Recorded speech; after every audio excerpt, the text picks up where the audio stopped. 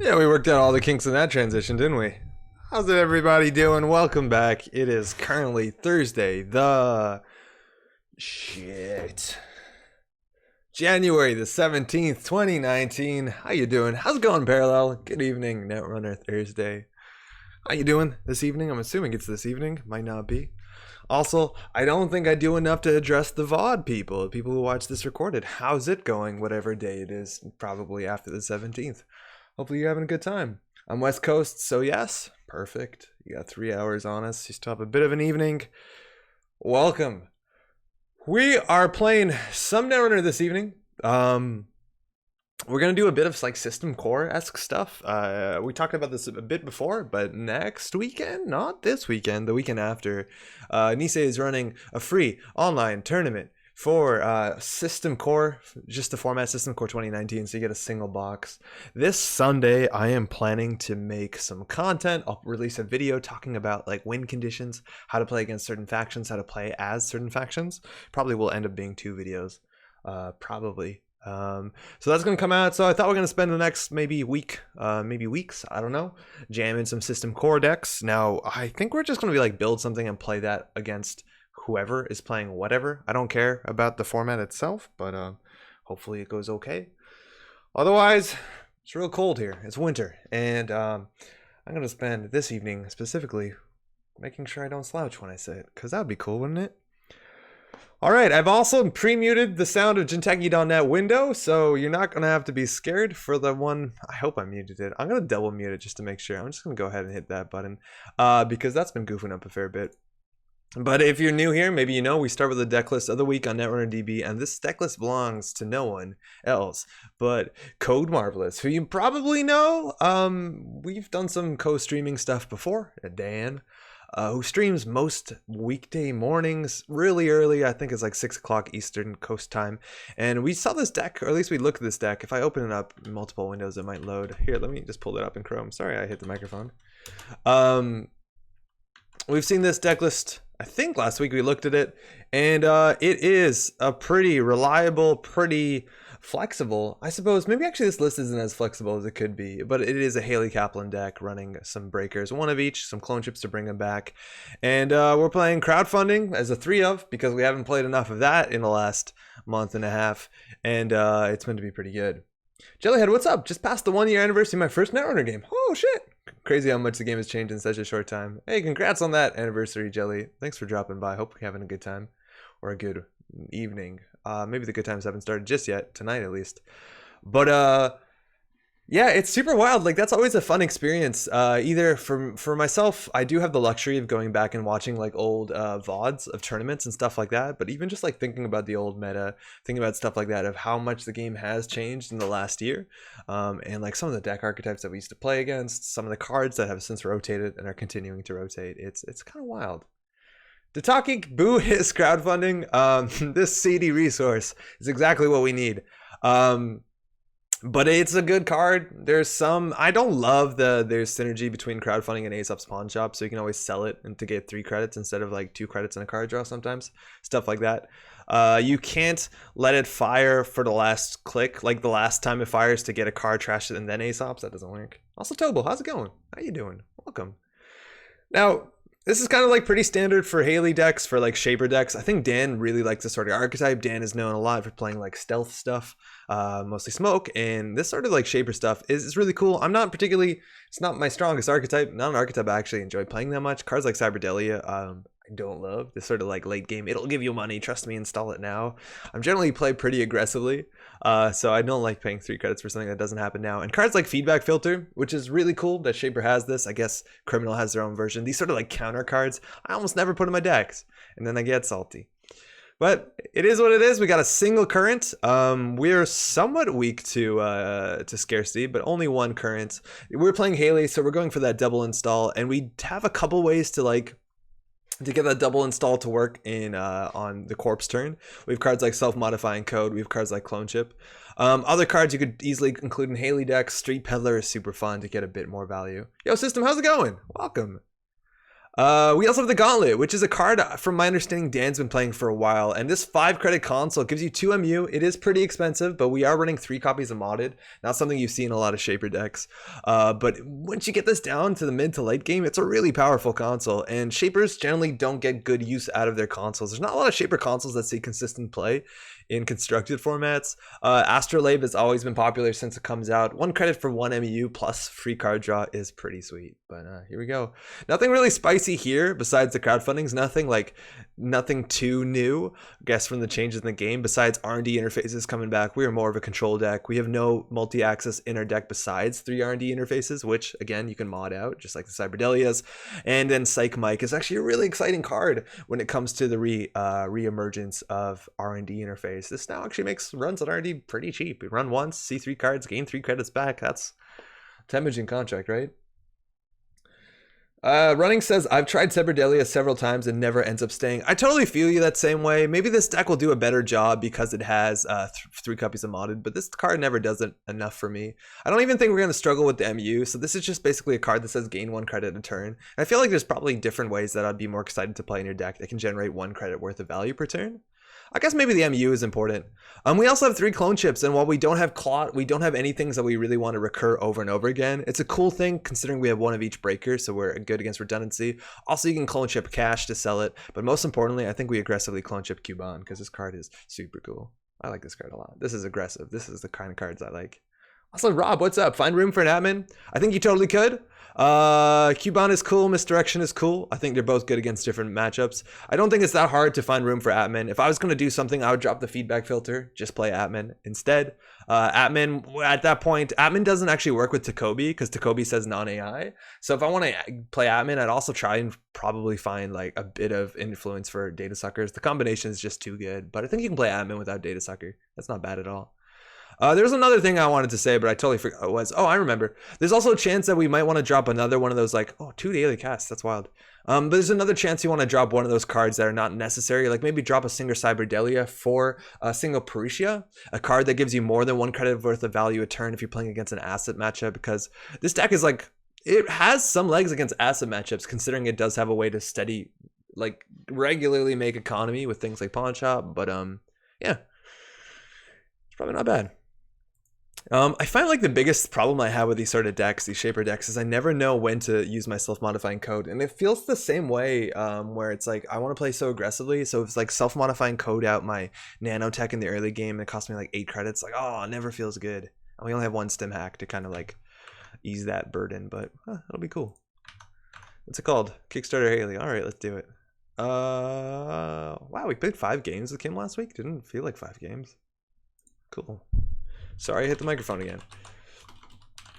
Kickstarter Haley Kaplan. Yeah, I don't know. And that's the problem with feedback filter. Like, I just don't like these cards that don't do that much. Feedback filter is kind of cool because it can stop brain damage, which technically I guess does show up. But yeah, I don't like it.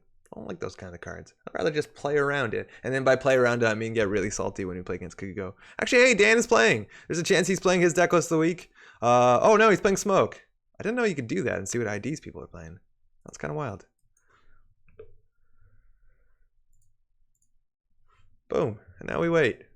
There's about 20 games earlier this evening. Not too bad at all.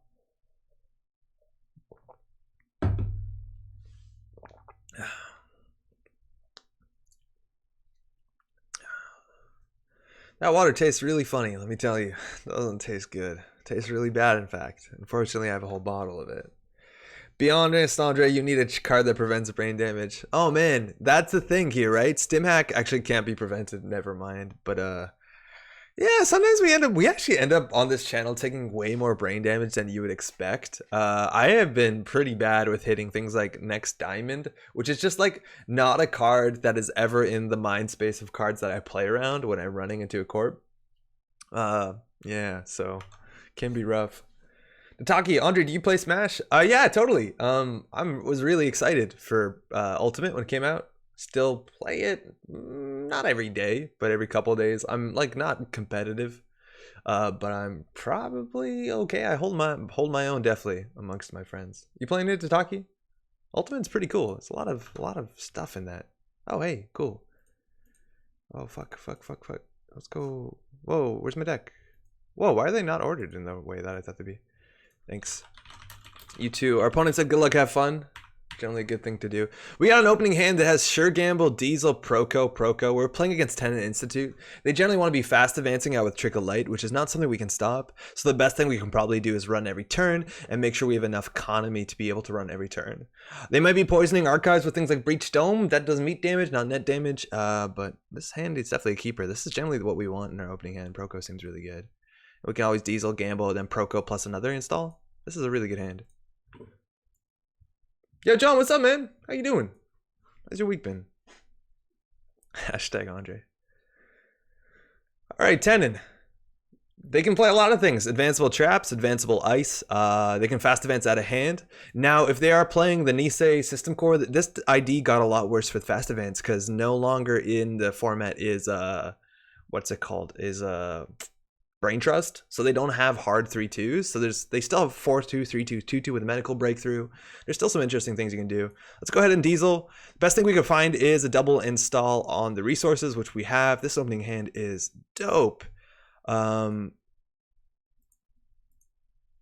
we can install the SMC, which sort of threatens. It kind of threatens the idea of Claude if they wanted, because they in theory could fast advance out this turn. I don't want to run for no reason. Maybe we do run for no reason. If we don't run, they get an advancement token. Yeah, maybe we'll just run. I don't think this click is that good. We'd just be drawing with Proco. And this deck isn't particularly fast. I feel like we might be able to waste cards like this. Waste clicks and actions. My Tennin really misses that surprise Colossus. Yeah, Colossus was a pretty good include. They wanted for draw, grain credit, so I have no doubt that they've poisoned their archives in some meaningful way. Oh, nothing to pawn. We're not going to pawn a Proco for value, so let's keep going. I do been mostly playing Mewtwo and doing middling with it, but it's fun. Yeah, Mewtwo is actually really good. Neutral air is really fun to pull off. It kind of drags opponents with you. I like it. Let's go Proco. All right, Proco. All right, well, that's all of our Procos. We're generally going to be throwing these out. So I think we wanted Proco once more and double install. Hopefully we hit something big so we can mod it out and put our SMC down. That's not ideal. I think we want to just Proco again and not have the Haley install, and then we can install, we can throw out a bunch of this stuff. All right, crowdfunding. So let's throw this out. We got to throw out another card. I guess it's going to be Proco. If we do lose our one Proco, though, it's going to be pretty bad. Cards might matter. If it's a trap deck, you're right. Cards might matter, and overdrawing is pretty bad. If that's the case, we'll just put down our 3 credit card, our thing. And when they're showing our hand, it definitely is a trap deck. We got double Prisec, which does meat damage, something we can't fight around. Future Perfect, which we can't deal with. We have to play the side game. Our restricted card is Aesop's Pawn Shop, not Film Critic. And then the single Trickle Light, and they are on a lot of money, 19. I still think we can set up relatively well. We definitely do have an infinite economy engine to some extent with crowdfunding. We'll see. Dan wrecked at face at our GNK with this list. Oh shit. Oh, with this one, the Haley, or with the Corp one? I really want to sign up for SC 2019 competition, but my anxiety is so high just playing casual games. I can't imagine playing anything competitive. Jelly, anxiety is definitely a hard thing to deal with. No doubt. That's 100%. But for what it's worth, I would highly recommend you to join this tournament. It is like very low stakes.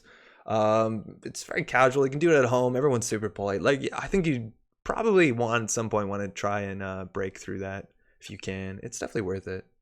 Oh, with the Haley deck list, that makes sense. I think we'll just double install this. Like, we're really not doing anything. We know what's in their hand. This is not a great install, and I think we just credit. A lot of times I say you always Proco instead of credit, and you just throw out your worst card, but they are a damage deck. They might even be on punitive. Prisec makes a lot of sense of punitive, and Prisec gives tags, which is actually something we have to worry about. Apathy, what's up? How you doing? Welcome. Cody says I'm pumped for this tourney core set. Super fun. How you doing, Cody? Yeah, I feel you with that. It does seem like it's going to be cool. I'm excited. There's no risk to join up if you lose, nothing lost, and it's a great way to get into competitive. I totally agree with you, John. Also, John says I'm still stinging from this coming in second on Saturday. How could this happen? Who could possibly have the skill, grit, and dashing good looks to defeat me? No idea, John.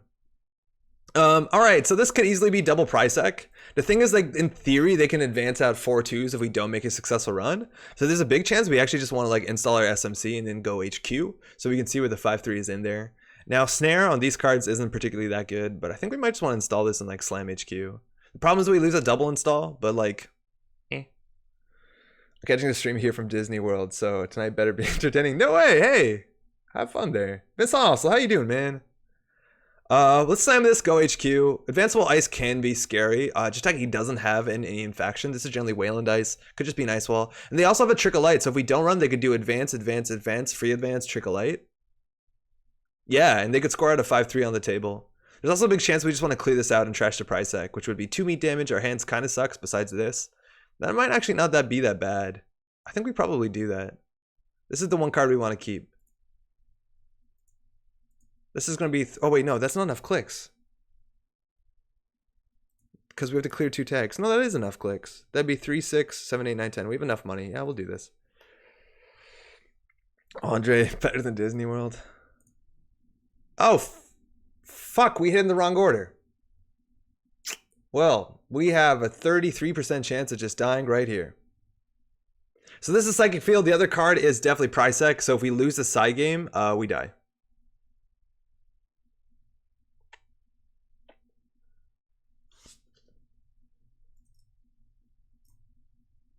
We don't die.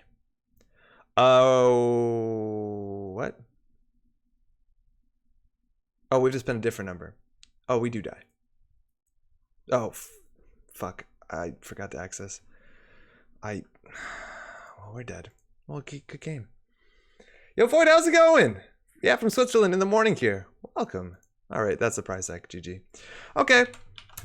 Well, that was cool. They did show us the double price deck, so that play is actually like really cool. So if you haven't seen this combo, price deck doesn't meet damage when accessed.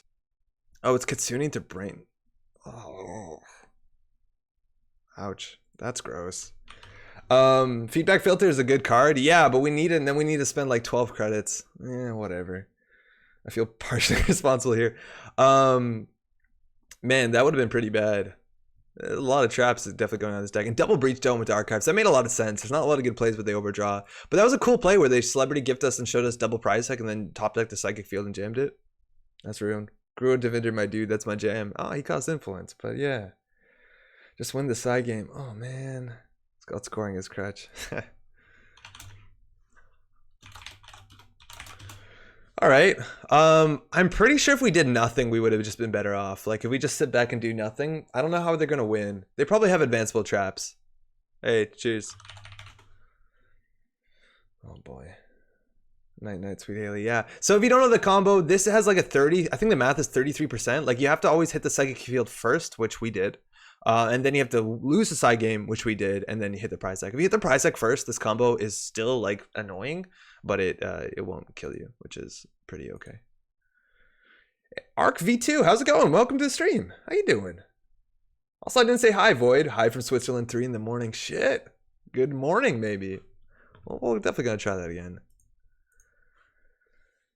Yeah, that's Sneaky Brainstorm. That's a 4 influence card, and like. The Brainstorm at some point does just get like scary. They're playing Kitsune on HQ, which is something that this deck actually has no way to break. So as long as we have few cards in hand, they can always just like hand us a snare. I don't think there's any good on-access traps that they'd be playing beyond that. Yo, Chris, also, what's up? How's everyone doing tonight? Happy Thursday. Hey, to you too. Oh, we just died real hard on turn 3, so it's fine. Baza, how's it going? Net Jogging also, what's up? How you doing? Happy Under Day. Oh man, I just called it Thursday. All right, well, we showed nothing what that deck would do. We did have a really good opening, though. Like self-modifying code, Aesop's Pawn Shop, crowdfunding, Proco, all in the like top 6. I'll take it. But oh fuck, that's real rough. There's also like surprisingly not that many cards in the meta right now that prevent meat damage. They're all like way more niche than they used to be. Back in the day, like we used to have Plastic Carapace, so it was like really easy to play something that just like was. Oh, why does that do that? That just does meat damage. Now you kind of have to like go into it. Trap decks are okay, but I'm mostly given up on playing any deck that doesn't run 3 times Slot Machine. I've warmed up a fair bit to Slot Machine. Oh shit, next design. Cool, so this is a fast deck, so we want to go for a fast opening hand. It's a sort of deck, thanks you too. It's a sort of like deck where playing an R&D interface cold is hard. Even playing Proco turn 1 is hard, but we have Proco crowdfunding, which is probably the best it can get. I think we're going to keep this. If we don't draw into an SMC in like the top 10 cards, we probably lose. Excuse me, I just belched into the microphone. That's fucking great. They kept their hand too. If you don't know, next design, only 12 influence, but they get up to 3 ice installed at the beginning of the game. And it looks like they're going to be rushing on a remote server. A lot of times you just want to face check the server turn 1, because a lot of times these decks struggle with money. Like if they have to spend around 4 credits to res their ice turn 1, then they really can't do that much else. So I think we're going to run first click. It's one heck of a keep. I think so. Like Fairchild 1 is fine here. Architect is fine here. They have 9 credits. Opening Hedge Fund is pretty good. There's also a big reason why you'd want to run HQ turn 1. Because they installed 3 ice and then they draw up. So the agenda density on HQ is actually really high. But I think we're going to charge what this is. They have to like score Vitruvius and Resin Ice. Oh, it's a vanilla. Never mind. We're going to get fucked. This is fine. So we have 1 Corroder, 1 SMC. It's the only ways to deal with this. We have no other tricks, no Cuban, no anything else. We do have the Ngolo actually. Ngolo means we can't get through Kitsune. I stand corrected. I miss Crash Space, so thematically cool. Yeah, that one's not in the game anymore. We got a Jinja res, Blue City Grid, showing that they have a blue level clearance, showing that this card here is a Surveyor. Our Sentry Breaker is Nanotech, which is actually okay against Surveyor. Rookie mistake, you covered your mouth instead of smashing that mute button. Yeah, I tried, huh? And they put 1 ice on Archives. Why would they do that? Largely, it turns off crowdfunding shenanigans. I think that's probably smart. But it looks like they're a bit of a glacier, and they might have a lot of cheap ice, which means the Surveyor is going to get out of hand really quickly. I actually want to run HQ here because they blue leveled and they drew with next design, so the chance of them having an agenda in HQ is actually really high. Almost 100% one of these is an agenda, if not 2. That can fire. That's fine. That's like somewhat near the worst case scenario. Luckily, there's nothing there recurring, so they can just jam like a 3-2 into this remote. That's kind of bad if they see it on top. But at least they're not recurring anything. That's the worst when you spend time trashing a Jeeves and then this fires. Tutor Eli and Slot Machine. Let's go. With all employee strike around, with 3 flavor influence, next kind of balances out. Yeah, the problem is only money, right? Like, this is the sort of deck that has no real cool tricks. And you see some cool, some players will like used to put cool tricks in this. So like some players played back in the day, what's his name? Brian Stinson. That was really fun. Ice from the top of R&D goes onto the top of R&D server, and 1 card from HQ into the server, so that probably protects 1 agenda in here. It's unfortunate. And we found a Biotic Labor, which is not going to do us any favors. So let's keep going. We have a double install here. I think we actually might want to daily cast Pawn Shop and then sell the crowdfunding to get 4 credits and lose out on the card draw, considering we have the Diesel. And we just need to do something. And again, if we don't draw SMC, we're so super dead in the water. Sad's what's up, so long, agenda in hand. Yeah. Oh, it's an NGO. Okay, that's fine. And they didn't reveal that. They didn't reveal as an ice, so the chance that this is, you know, like an agenda's, or yeah, agenda's actually pretty high. So we're gonna take our clicks. I think we're gonna pawn this. We have 7 credits, not bad. We have the Cuban. Again, we still don't have any reasonable way to break this besides Ngolo. Ngolo can, we don't know what this is, but Ngolo, in theory, we could like do Ngolo Cuban. Ngolo breaks Architect for 2, 4, 5, 6, which is not good. We can make it 4 with the Cuban. This is Trace 4, which they could boost into, and then we could Ngolo this for 3 credits, which is like medium okay. Not the best so far. I think we could draw once more. I don't like this card. Get Cuban on that Architect. I don't know. They can't trash it, but like we need a nanotech on this. I'd rather like Cuban something interesting. Don't give me that. What are you talking about? I think we need to go. Like I don't think we're gonna install RD interfaces this turn. Ah, fuck. Okay, so we're gonna get something down. I think we actually do have to mod this out. It's 100% part of our game plan. And then I think we just put the Ngolo in here and probably end up pawning it. Yeah. Yeah. Let's go. Installed in the program for B-Grip. Yeah, so we can install this. We can put it somewhere. If we put it on the vanilla, they might trash the vanilla. That's okay. We can also put it on an unres dice. So if they don't res it, we get 2 credits when we pass, which is also okay. If we put it on the Architect, they can't trash the Architect, but we'll just put it here. Throw one of these out. Whatever. Keep on the Architect so it can't be trashed. Hey, Wayne, how's it going? It's an option. It's just like we don't have a good way of abusing it. And this is a Turing, which is lines up okay. We break it for 3 credits. And they're just doing draw. This actually could be a defensive upgrade. Architect is super taxing for nano. Yeah, it is annoying. If they don't put another card here, it's like, what, 4 to break? It's not good. Now they have to res this, or every time we pass it, we gain 2 credits. Forcing them to do it isn't that good unless we can do it 3 times, but I think we just still need to draw more than we need money. We have money coming in. Let's go. That's good. So we know we can now contest the server if we have enough money. Is there another program we could double install if we top deck at SMC? Actually, MU might be tight in this deck considering Ngolo is 2, so we probably do need the Cyberdelia. I think we might just install this in click 3. Because then we can actually contest a lot of things. We can contest everything. This doesn't seem great, but then we run archives.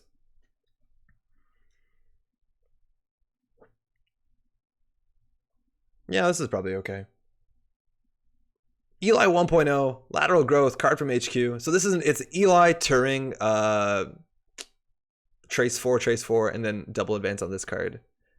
And they installed another card protecting archive, so we're spreading them out, which is kind of cool. So we're going to let this take 2 and then pawn it to gain the maximum credits.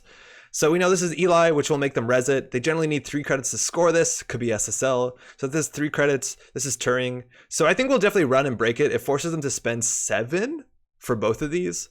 That's probably okay. Got a second of the store champ with next running mandatory upgrades and media blitz. ArcV, oh, that's super cool. Unfortunately, in our meta, mandatory upgrades has rotated out, which sucks, but media blitz mandatory upgrades was a really fun deck. Why click for creds and not proco? Oh yeah, totally, we should have procoed there. We definitely don't need this, and we don't need double RD interface. Yeah, John, that's totally right. I'm fucking this up. Let's run this. In theory, we actually can get into the remote. The problem is if we click through Turing, we can't steal the other thing. But we have the tools to get through this remote. If we click through this, actually, it would probably be better to click through this to save 4 credits than click through this to save 3 credits. So we did that wrong. We could also just take the tags. Like if they res this, they do 4, 8, and they go down to 1 credit. So we could actually just like let this fire. They're not resing. Interesting. So this would be strength 8. So we would have to pay 2, 4, 5, 6, 7, 8. We can do it. We definitely can do this. And hey, Escher is actually a cool card to put into decks. So we can make an ice, we can counter a sentry, or a code gate, excuse me. So that's 4, 5, 6. And we have exactly enough to steal Project Akawa. And just hoping they have no like punishment for us. SSL endorsement. All right, so they get the money. At least we're up points. We can't trash that. That's fine. We still have some clicks. So we're definitely going to do that Proco. Nanotech coming down. 3, it's now what, strength 5 against this thing? It's actually really good. So we can proco one more time. I think we actually will end up selling the Cubon. If we proco again, what do we throw out? Oh fuck, probably this. I don't think they're gonna ice up HQ enough. So we can install both of these for 4. They have such a big window to jam into this remote. They'll be on 7 credits. But we can install both of these. I think we will. I think we install both of these. It's a bit unfortunate. Maybe we don't. Maybe we just click for a credit and throw out 2 cards. Just these cards are so expensive right now. There's 2 more moddeds in our deck. But this, I don't think we're going to need in the matchup. I don't think they're going to ice up Architect anymore. It just lines up really bad against Nanotech. This card definitely gives us a credit a turn. Yay. We probably want at least one of these. And this is actually really good because we can sell a Cubon, reinstall our Cubon, and do cool Cubon stuff. So I'm tempted to install both of these, but then we go down to 0 credits, and then they can easily score out a lot of points. Whatever. I don't like doing this, but we can always sell the Proco also, or sell this. Interestingly, they might actually want it to install over this ice to trash the Cubon and also gain another credit. That might be wrong. And it's another Surveyor. And there you go. They can score that and still have 5 credits. It's not a remote we can easily contest anymore, so we're just going to take our time. I'm going to go ahead and pawn. Actually, no, we don't pawn this. No, we have no credits. Yeah, we're going to pawn this. Toot. Jonathan Bryant, how's it going? Welcome to the stream. How you doing? We need some burst money. We don't have any burst money. A lot of this is slow stuff. It's aggressive deck. We actually probably wanted to poke R&D that turn, but let's draw into a modded. We need to get our credits up. We need something else to pawn real soon. Daily cast is okay. We don't have a double install, unfortunately, but daily cast technically will cost us 1 credit as of next turn. We can throw out 2. We also could like clone chip to install the Cubon to install the Nanotech from hand, which would put us on 4, which means we can't install the daily casts. Oh, we can do that on their turn though. No, we can't. Well, we need to get this down. No other resource. If we had another crowdfunding, that'd be super sweet. And looking to get the triple run, if the crowdfunding is pretty good. So unfortunately, this is still giving them the tempo they need. Hopefully that's a sales team. Have a click left. They're making like 4 credits beginning of the next turn. And what do they do last click? Gain a credit. Okay, I think we're gonna just run R&D this turn. Force them to do stuff. Oh, we were meant to clone chip the Cuban, but let's do that after we run here. We actually should have clone chipped the Cuban so we could get more credits. I think maybe we want to wait. That's an architect. That's fucking unfortunate. So we clone chip the Cuban. That gives us no money, but at least we'll have that up. So when we pass it, we get money back. And they can reinstall an NGO front, which is like really shitty. Whatever, we're gonna pass it. We might as well get this on the table. We can install the nanotech from hand. And we don't have enough money to break it. We are currently at 3 strength. Oh, we can actually break one of them. Huh. Which Sentry subroutine do we break? Look at the top 5 of R&D. That seems worse. Yeah, because they can jam an agenda, so we're not going to let them do that. They can install from HQ, sure. They can reinstall the NGO front, but if they reinstall the NGO front, they have money. And then they waste like 2 turns on that. Oh, sorry. Oh, fuck. Ah, whatever. I clicked the wrong one.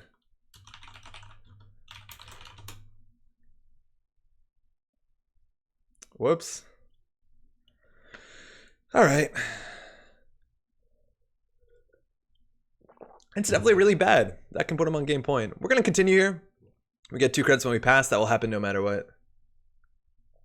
And we can get an access here. And they know what's on the top. That's a problem. Like, also they installed the top card. Position 5. Okay, so they know we're not going to get something here. Hedge fund off the top. That's a fine. Whatever. So we can run this 3 times, which is bad. So we spend 2 credits and we get 2 credits back, so we can run 3 times. 4 credits, they can't punish us with that much, but we need to really set up. That's really good. We've already used our double install. So last install, let's go down. And misdirection is not good in this matchup, but it's something that we trash for 3 credits with the pawn chop. And they got 4 credits on top of their turn. Hedge fund for 9, and it looks like it's advance. Okay, can we contest this remote? The whole game comes down to the remote. I think we still, to some extent, need to put pressure on other servers. We can always pawn something here. Oh, we didn't even get Cyberdelia. We didn't break all subroutines. That sucks. So if we res this is 10. This will have 1, 2, 3, 4, 5, 6. So we still have to pay like 8 credits. Is that real? 1, 2, 3, 4, 5, 6. And this will be 10 strength. 6 depends. 3, 6, 7, 8. That's terrible. What do we do? Howdy from Brazil. Just passing by to say hello. Elaniel, how you doing? Welcome. That's really bad. And this is going to put them on game point. They know the next 4 cards of R&D, but I really don't know if we can contest this. 8 credits for Surveyor is really bad. And like, we have other cards that will help us with this. Like, what's it called? That knife. That knife is really good. We could just poke HQ. We might just need to slam these down and go R&D, but it's not great. 17 credits and 2 clicks if they don't res the Turing. It seems out of our price range, huh? That sucks. That's dead. All right, if we install this, we have used up 1, 2, 3, 4, 5 MU, so we can't even install this. Takobi, that's it. So we can't install this. I think we actually might want to like install double R&D interface. If they score this, they will go down to 10 credits on our turn, which is still a lot of money. If we install both of these, we gotta win somehow. Let's just hope we win on R&D. Oh, we had 1 click left? Holy fuck, if we top deck a modded, we're gonna look so stupid. This is so bad. Okay, at least we top deck that. Question, did you make the unboxing videos for the last few expansions? Yeah. I think we did unboxing for every expansion besides Reign and Reverie. Okay, so then game point. I think we saw Biotic Labor in hand, right? We're gonna pawn that. They have 10 credits. They're getting 6 basically off the top. I think we just run R&D here. We actually make a profit. So we're gonna do break. This fires. We get 2 when we pass. So that actually gained us a credit. And there she is, Fairchild 3.0. We actually deal with this relatively well. It's 4, 5, 6, 7. We can't contest the remote. I think we just do this. I think we do break it. We could also triple click through it. Right now we're spending 5 credits for 3 clicks. Our clicks are worth probably more than that, considering we have Proco at least for a start. This also means we maybe run archives to install another crowdfunding, but we want to do all those on the same turn. So 3 cards on the top. IPO, that's fine that they draw that. Ginger City Grid, that's fine. IPO, okay. We probably want to run HQ. Running HQ seems good, because if not, they just jam the 3-2. Next turn, they're going to have 4, 5, 6, 7, 8, so they can biotic out if they do have a 3-2 in their deck. The Vitruvius is largely, we can't stop that. Unfortunately, to break this is actually pretty annoying. It's 5 credits to break Architect if they don't double ice it, which they have no reason to. So that's pretty bad. So hopefully we find a gamble. There you go. So we can just gamble, run HQ. I think we need to take our chances here.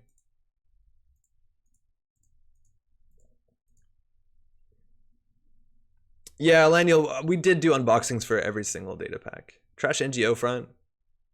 Yeah, probably. Okay. So they know all the cards they're drawing, mind you. Like, because we let the Architect fire wrongly. They know all these cards, and they just did Jinja draw. So they did draw. So actually, all the top cards on R&D are fresh. If we don't deal with this, it's going to be an issue. They're just going to slam ice on top of R&D over and over again. We want to pawn this. I think the money is much better than the card right now. Did you run 3 times? No, we only did 2. We only did 2. So we can run R&D. I think we need to trash this. So I think we actually click through this, and hopefully they're not running a Kawa project. We click through this trash Jinja. I think we need to. They also drew non-agendas or non-ice because they would have put it on R&D.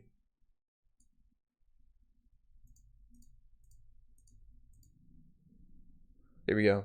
Did you check out the online tool for playing Arkham? I opened it and it was broken. Like, it just wasn't working. So 3 clicks, 5 as opposed to 5, and then we get a trash Jinja. We'll access the top of R&D first. Vitruvius found it. They have a biotic in hand. Ichi, good to know. We deal with that relatively well. And Vitruvius, damn, we're good. Wow, okay. That was getting away from us. They had the biotic in hand too, right? They did have the biotic in hand. Damn, we're good. I wonder where they drew, because they didn't draw ice. And we didn't see any of it, did we? I don't think deck building multiplayer implemented. Yeah, it's still like a cool way to do it if like everyone has tablets, but it wasn't working. I haven't checked it out. Okay, well, we luck sacked the shit out of that. Damn, we're good. And let's look at the rest of our deck. That modded was coming up. Caches are really good. That's like a big burst of money. That's better than Sure Gamble in a lot of ways. Psych Mike would have been sweet, and Takobi's what we needed, but like we really can't contest the server until we have our Takobi's running. Dang, you're good. I'm gonna finally hopefully beat Dunwich soon. Dunwich is cool. Dunwich is alright. Let's give this deck another shot. I think Carcosa so far has been my favorite, but I'm not done the other one yet. 2 RDIs are 8 credits and 2 clicks for Maker's Eyes every turn. That just seems absurd. What's wrong with indexing? Yeah, man. RDI is actually getting a fair bit of hate right now. Oh, I'm a corp. Okay, whatever. We'll commit to this.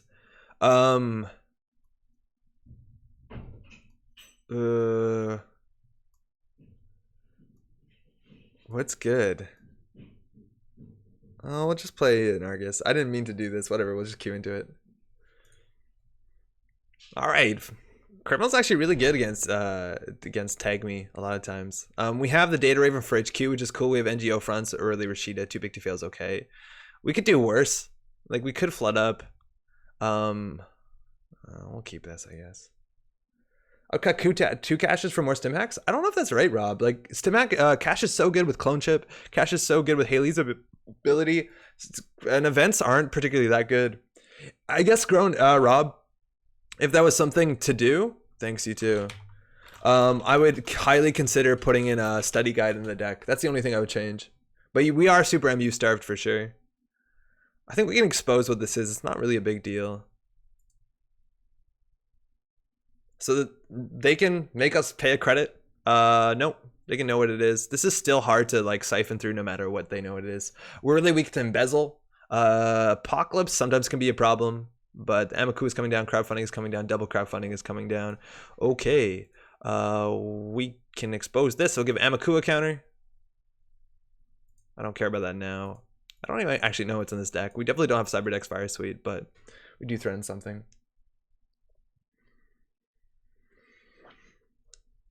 And they are off. Getting the singles. I don't think this deck has Snare. I think it's just on like Data Raven. And now, wow, they got the Alice off the top. They can take a tag or the meat damage. Opting for the tag. Their hand looks good. Looks like it's sure gamble. We have more money than them. We have this off the top, which you can't really capitalize on. We definitely want ice for R&D, so we'd stop bleeding singles. This on R&D is okay. We could also just do like Rashida into Prysac, which is okay. I'll pay a credit for this. We have enough money. If they hit this, it's annoying. It's like 4 credits. They take a tag and a meat damage. That can be actually pretty good.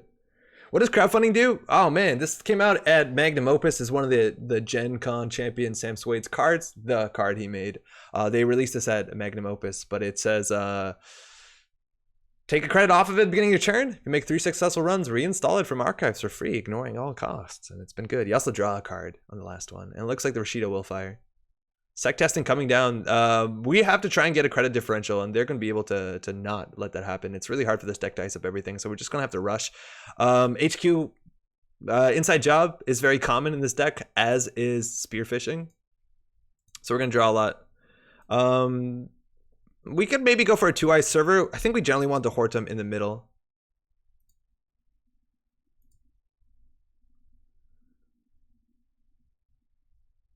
Let's see how this goes.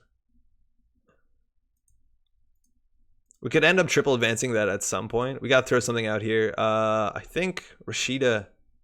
Yeah, probably Rashida. We're actually really close to playing too big to fail.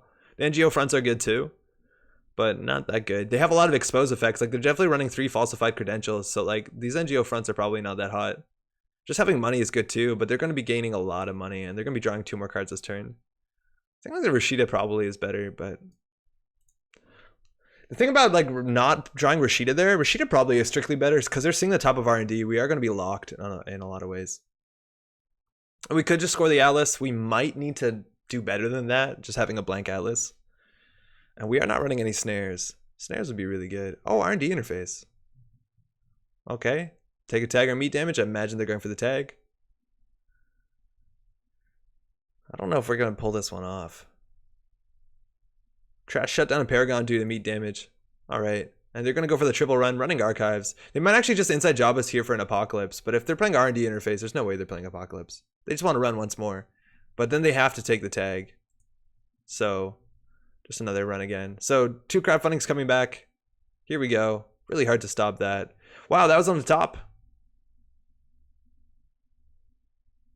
Really don't have a lot of good options here. We could do triple advance, which is kind of bad.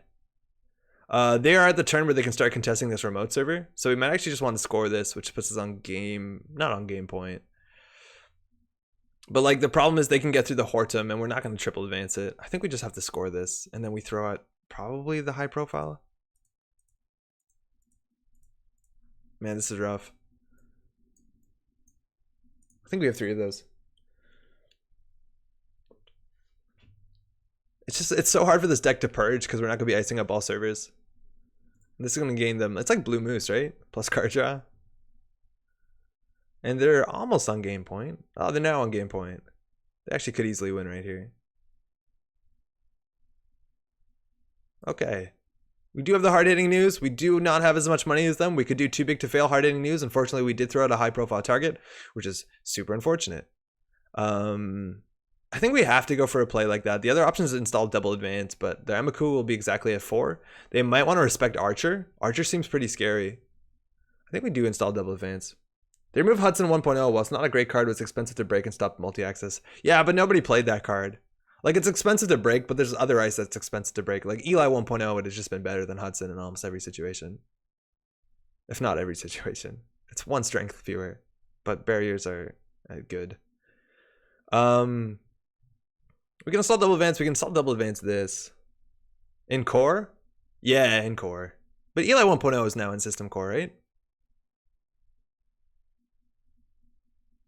Like, we could do too big to fail, which would put us at 16. They have a link. Hard-hitting news, so they can just clear all the tags and then we're fucked. So I think we're just going to jam.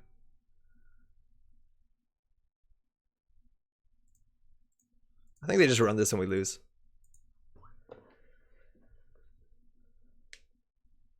They probably just like falsified that and then they win. But they're seeing like 2 cards at the top of R&D. There's no way that we can win because we need to draw the agenda somehow. I don't think we have fast track. Yeah, Eli and Core. Yeah, that makes a lot of sense. 1 influence too, right? Running archives. Oh, that was to get mind you sec testing. Running again. Not sure why. Just seeing unseen cards. I think they just want turtle counters. I think they're just going to get this up to 6 and then run server 2 and we lose. Because now there's no ice over 6 strength that Weyland plays. Largely, like competitive sort of Argus deck. So like now they don't have to respect archers. So that's GG. There's no point raising anything. Yeah, we didn't really play a game here, did we? That's okay. We wanted to play runner. So like this sort of deck was like really rough against the classically like holding R&D open was really scary against indexing, and we don't have that anymore for sure. But we just, oh man, that actually would have been really good. If we had a border control on that server, we would have been in a very good spot. They played around Archer just like they said in chat. Like that's really strong. Border control was the only out we had there, right?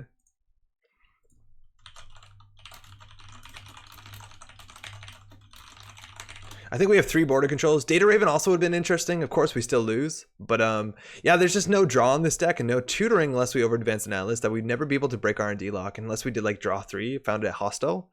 And that being said, there's only 2 more agendas than the rest of our deck. Oh, 3 more agendas. So that kind of went poorly. Basically, the game caught up to Eli's level. Eli's like really annoying right now as a runner. Thanks for the game, eh? They played around Archer well. That's the thing, is like we need to take a turn to purge probably, but then they could just run archives, and they're largely at the same spot. Purging while they can still have centrals open never feels good. I think they said like they felt like his agenda since we didn't go for an HHN play. Interestingly enough, if we hit NGO front there, they would end with a tag. It's not really something we can capitalize on, but because this price tag would have fired. But wow, actually, if we top decked exactly this, we could have maybe killed them if we had 2 of them.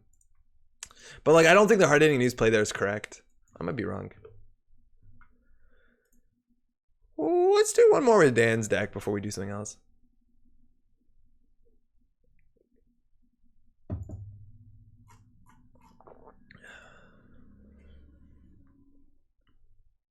We just tuning in? Yeah, that's what the splash screen looks like. That's cool, huh? How's it going? Welcome. So Dan's been watching v 0.4.5.1. And we still got 16 games this evening. We'll find somebody. Completely random comment, but I really like your glasses. Oh, thank you, Laniel. Appreciate it. Wear these relatively regularly. I don't think we wore them on stream for a while. I've had these for a couple months. I like them. Thank you. How do you type that in? Like maybe they are like Greek, so that's so much more accessible on their keyboard, but like, you know, to log in, you have to type that in. How do you do that? An alt code, I guess?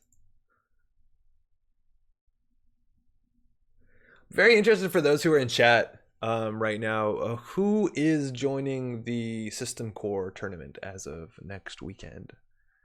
Have you all entered yet? What's that look like? Oh, cheers.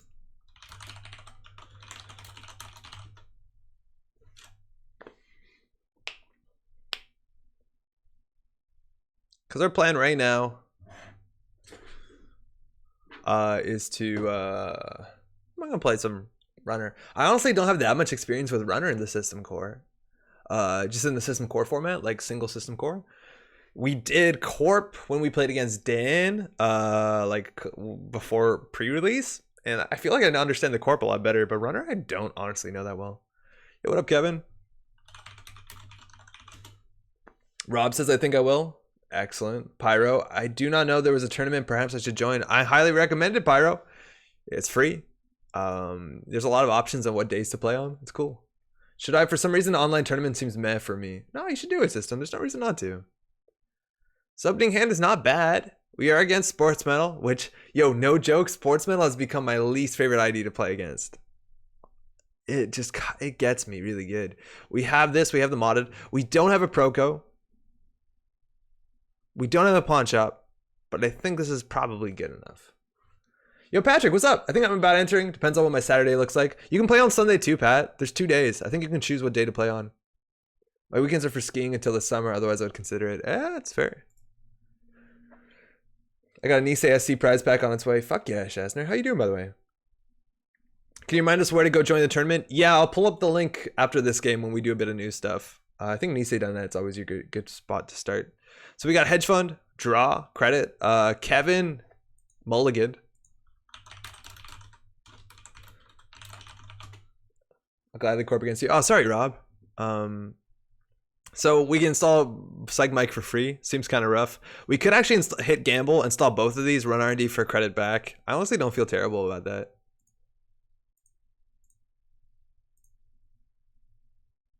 Okay, well, we fucked that up. That's fine. So here we get a credit back.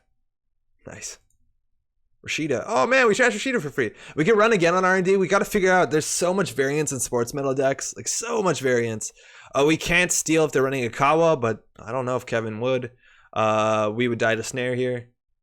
Well, let's get an Axis, I guess. Eli won. Okay. Some information. I mean, I know my Sunday's booked. Oh, I see what you mean, bud.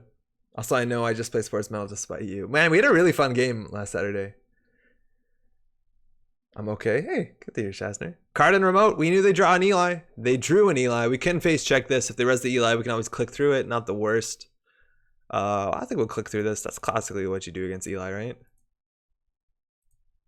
Rashida, we don't want them to happen. And we'll run R&D to get the free credit back. We still died to snare. Not that common. Domestic sleepers. Fuck.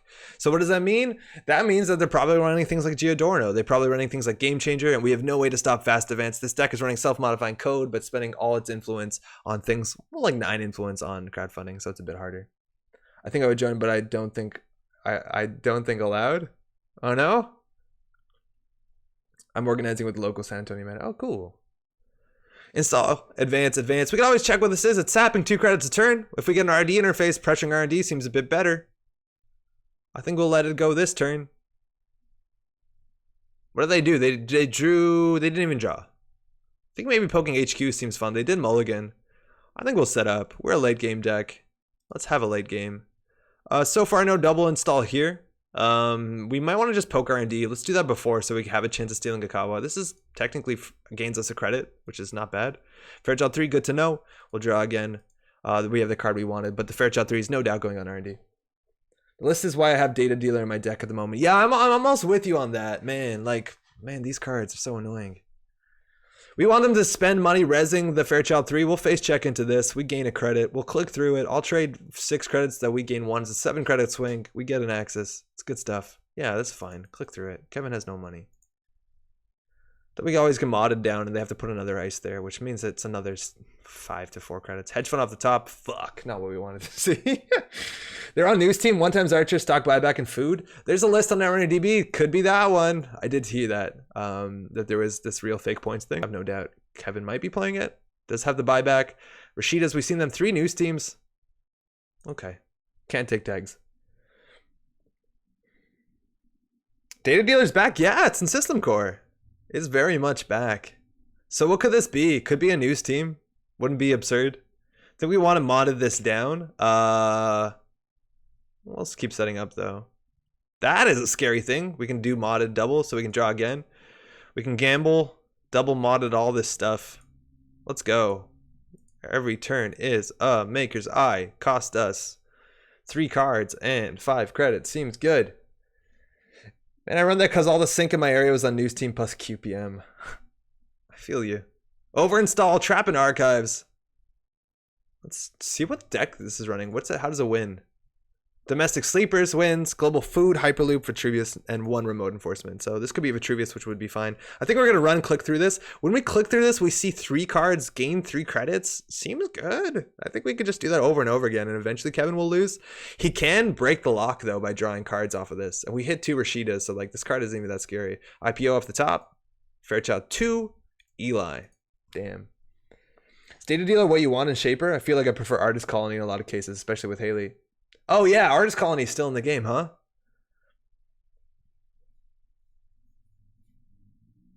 Actually might have wanted to poke that remote. If they don't keep advancing it, we can do it. Oh, he streamed it earlier today? Credit IPO. I think we definitely want to run this. There's no advanceable traps we have to respect. We can hit down to self-modifying code first. It does mean that we have to deal with Fairchild 3. But I think that's pretty reasonable. And if they draw with their ability, We want our Takobi down anyways. I think the problem is if we diesel, we can draw into our breaker. That's fine. That's fine. Diesel. Oh, fuck. Maybe that's not fine. Oh, that was the opposite of fine. Because now we need 2 breakers. That was a fuck up. Oh, that was such a fuck up. Andre, what are you doing? Oh, no. Whatever. Oh, no, we're Haley. We're good. We're good. Guys, we're Haley. Rob has it. Yeah, we're fine. Oh, it actually is there. We'll spend 300 credits getting this down. It does deal with it relatively well. I think we're actually short. Pretty confident we're short here because we have to stall 4. Yeah, no, this Eli's going to keep us out. That's awkward. At least if they score that Vitruvius, they don't have a lot of money. Remote enforcement would be kind of awkward. Whatever. Oh, modded. Cool. Ngolo plus click. Oh, we could actually just Ngolo'd there. Yeah, you're right. That's fine. Worked out well for us. They had to score that. Okay. Don't know what that is. I still think we're going to go R&D here. I actually think we might want to just like get the Cyberdelia down so that we're making mad money. We're making 4 credits. To break this, it is... I think we just break it, actually. I think we just run. I think it's so good to spend 3 clicks and not spend 5 credits to gain money. Like, this is a really good turn. Like, 3 accesses. Oh, that's credits. 3 accesses, 3 credits. Eli, we knew that. Game changer. They have 3 archive memories. I think it's fine that they draw that. Architect. That sucks.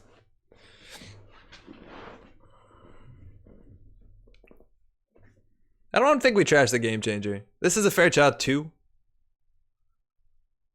That's fine too. They gained 2 credits, so they didn't break R&D lock. We know the next 2 cards. I think we might want to go HQ here.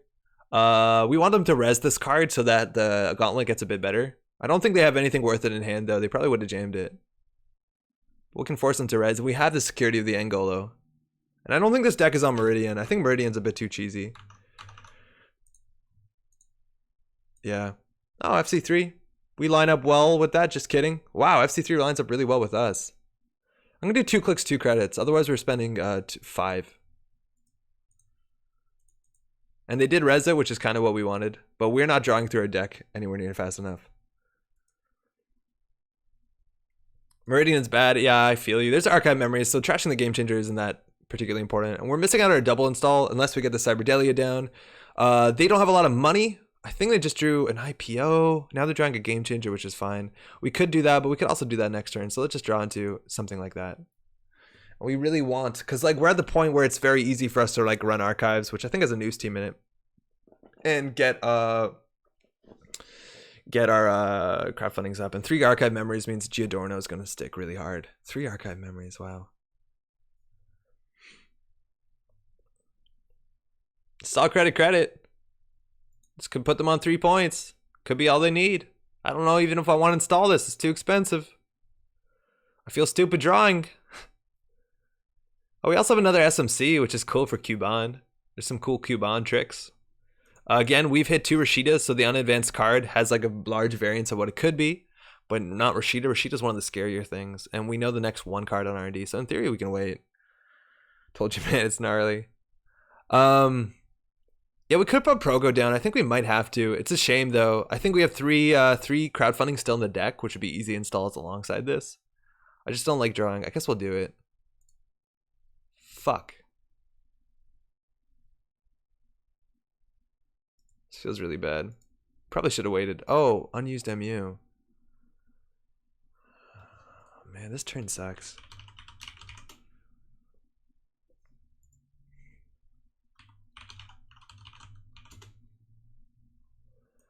Gonna undo that shit. Nothing. Stall pro quick to draw. Yeah, that was like the worst case. That's fine. We need to get this down. I think we modded this down. Double install hardware is actually really hard to do.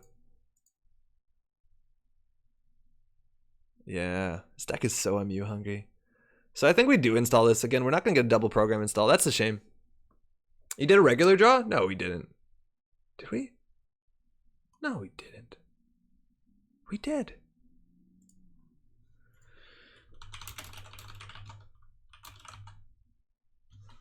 Nice. Okay, okay, okay. Thank you. Yeah, you have to click Proco. I'm so used to. I played much more Laguna than Proco.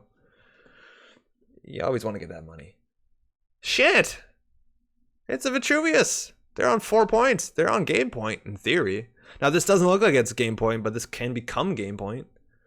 Beginning of turn, can't really Proco or we can't Aesops anything. I think we want to run R&D here.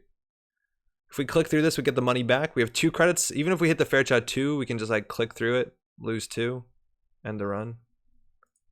They have Game Changer in hand, mind you, so it's not even that hard for them to close the game up. This might be terrible. All right. So, we're not going to get our Cyberdelia. That sucks. Man, this guy's really annoying against Ingo, though. We could actually trash some more cards. Seems bad. So we're going to go 2 clicks. 2... no, we can just take the brain damage. No, we can't. We really need this. We can install its card. No, that's bad, too.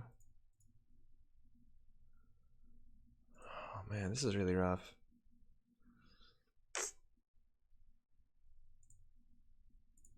This sucks, y'all. We got you, fam. Thank you. All right. Could be game point. Still don't have the Proco. Still feel like this deck is super greedy.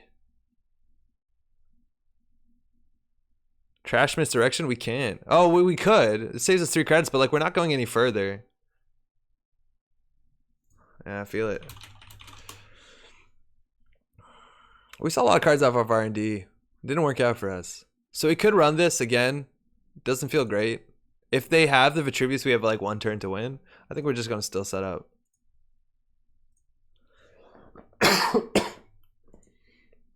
Okay, that was actually a pretty good draw. We wanted to find the last daily casts. Yeah, I'm not sure. I think I was unlucky on R&D, but even stealing... Oh, fuck me. Even taking agendas isn't good. Okay, that's okay.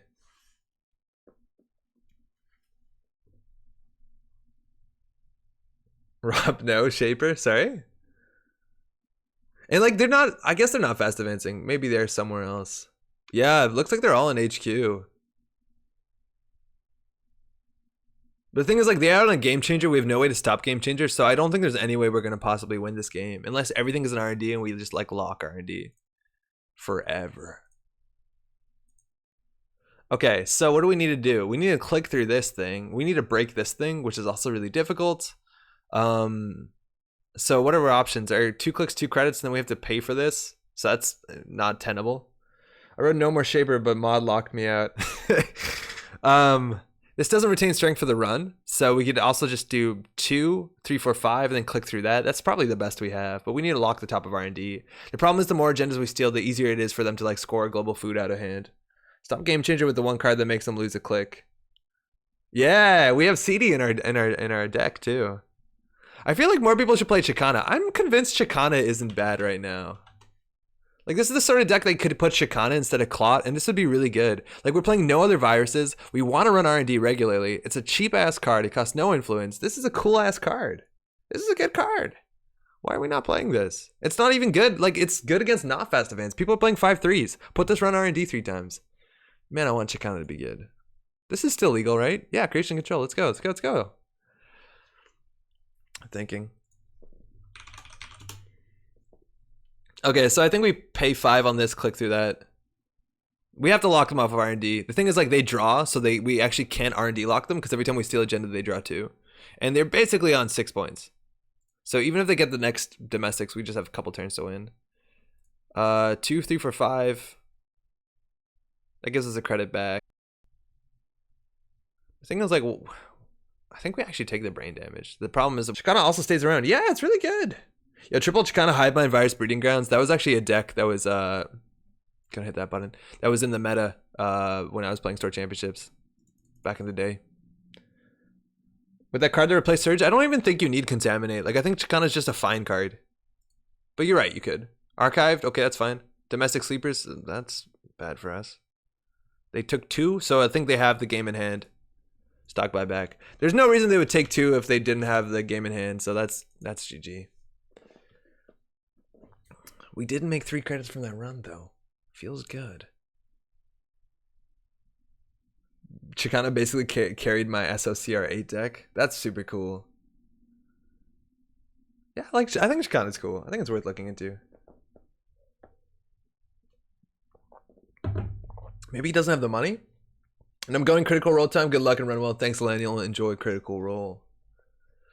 I think he has it. Kevin seems to have it in HQ. I think he just doesn't have the money, right? Because if it's a 4-2, which is one of the deck, or a 5-3, there's just, it needs more money.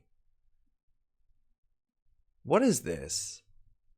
What the fuck would that be? He advanced it, so we know it can't be a news team.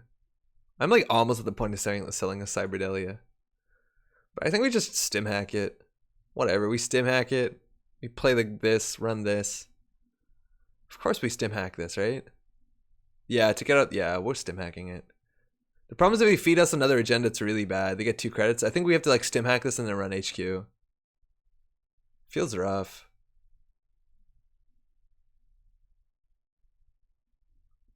That's no good.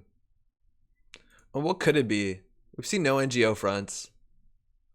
So advanceable means it's either the single NGO front or any of the really bad agendas. Like another domestic sleepers can't be. It can be another hyperloop. That'd be bad. SMC for Takobi and Haley at the next SMC? I don't think we can afford to do that. Play interdiction first? It doesn't really matter.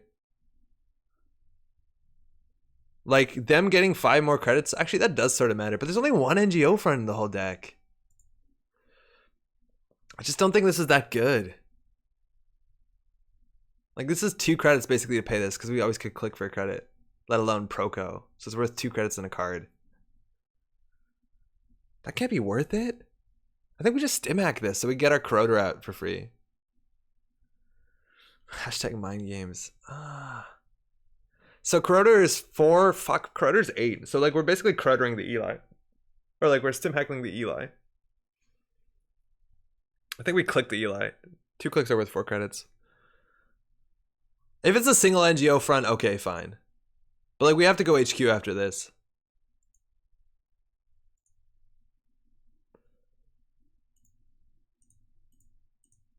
Wait, but now double clicking is really stupid. I feel like we goofed it. I think the play actually might be Gauntlet HQ. But we lose to any agenda here. So we could double click. No matter what, we're going to pull out the corroder.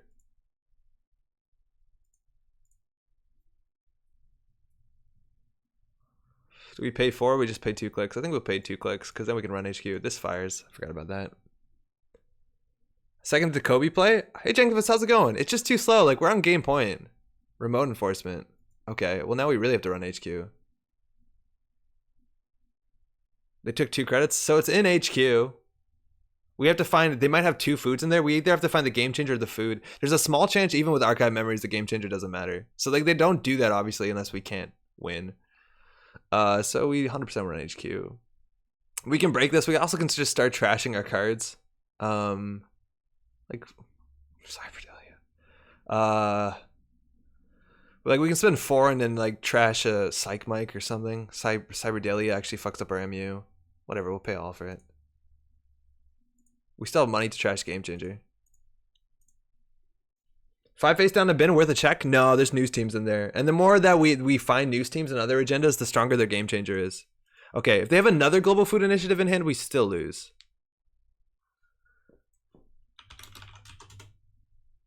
Oh, they drew cards. Okay, so I think they don't have it anymore, and I think we knew those next 2 cards. I think now they drew 1 unknown card. Oh, we lose. And like we just, they know the list doesn't have Clot, so like if we I guess we are 2 credits short of threatening Clot, but like yeah, we couldn't do it, and they have exactly enough credits. Damn. Good game. Like stopping fast events is so good against this card. I think Clot is the thing. You just drew it? If they just drew it off those 2, it means that it was like the 4th or maybe 5th card. I think they actually drew 2 cards that we didn't see. Dang.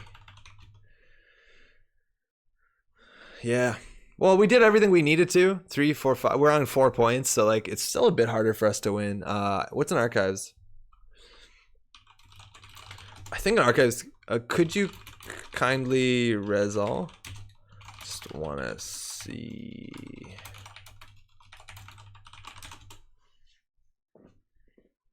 So yeah, if we kept 2 more cards, we could definitely threaten SMC. And in here we have, yeah, double news team. So running archives would be a huge mistake. That being said, at this point in the game, you could just take the tags. Like, well, they can trash all this stuff, sure, but we're going to be losing anyways. And they really don't have the money or time to do it. Man, that sentence was pretty malformed. Anyways, yeah, so that's the thing with this deck. I don't think I obviously didn't pilot it the best, but like there's a lot of slower pieces. This is the sort of thing that will like really crush down an honest Glacier deck. And I think, you know, Dan wrote about this in the write-up. The idea is that like, oh, you can lock 3 servers. We just didn't have, in none of our games, come to the point where we actually can lock everything. Maybe we just need to ignore the runner and the corp and think like, oh, I'm a shaper. At some point we're going to be stronger than you, and we stop checking things and stop poking things. Maybe we also didn't have the best draw, but I feel like our draw is pretty good. Yeah, we didn't want to get those news teams. Man, clicking through Eli's to get news teams would have been so bad.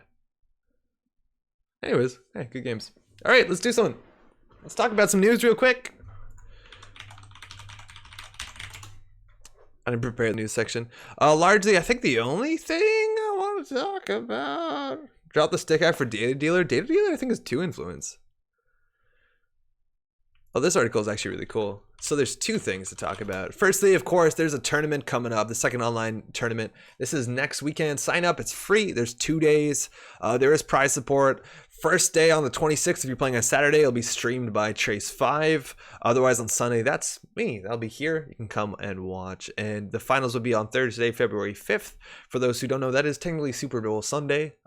So do plan accordingly. It is earlier in the day, though, if you care about that. But this will be streamed. Dan, who is the deck of the week that we just played today, will be streaming the finals. And I think everybody's going to be co-commentating, so people are going to be dropping into the stream. So do check that out.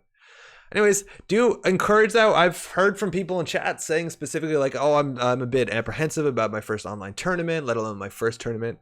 Highly recommend doing it. Everyone's super friendly. Like stakes are super low. It's a very, and like, so I'm going to make content. I think I'm going to record a video on Sunday. It should be out early next week talking a bit about the format, because the format is a single system core. And as far as Netrunner goes, that's like a really, it's actually, I think, really cool for newer players because it's a very limited card pool. So it's very easy to like play around 3 to 4 cards that you know it's going to be in every single deck. Also, technically that like sort of limited I think format encourages traps a fair bit. Like you're gonna see a lot of snare, you're gonna see a bunch of Junebug. Like there is a lot of funny, interesting stuff going on in that format, a lot more creative deck building, but I think it's actually probably one of the more approachable formats. You don't have to worry. It's also like there's far fewer cards that represent like some of the negative play experiences that some people see in Netrunner. Like you don't have to worry about hard-hitting news. You're not gonna be worrying about like diversion of fun spam or any like really chaotic aggressive stuff. It's just like pretty honest Netrunner, but there's like a really large toolbox. Like it might not be apparent, but like the system core has 14 different IDs in it, and that's pretty cool. So do check that out. We will be putting up video content. The other cool thing I want to point out is that Nisei published this article, I think late last week, talking about their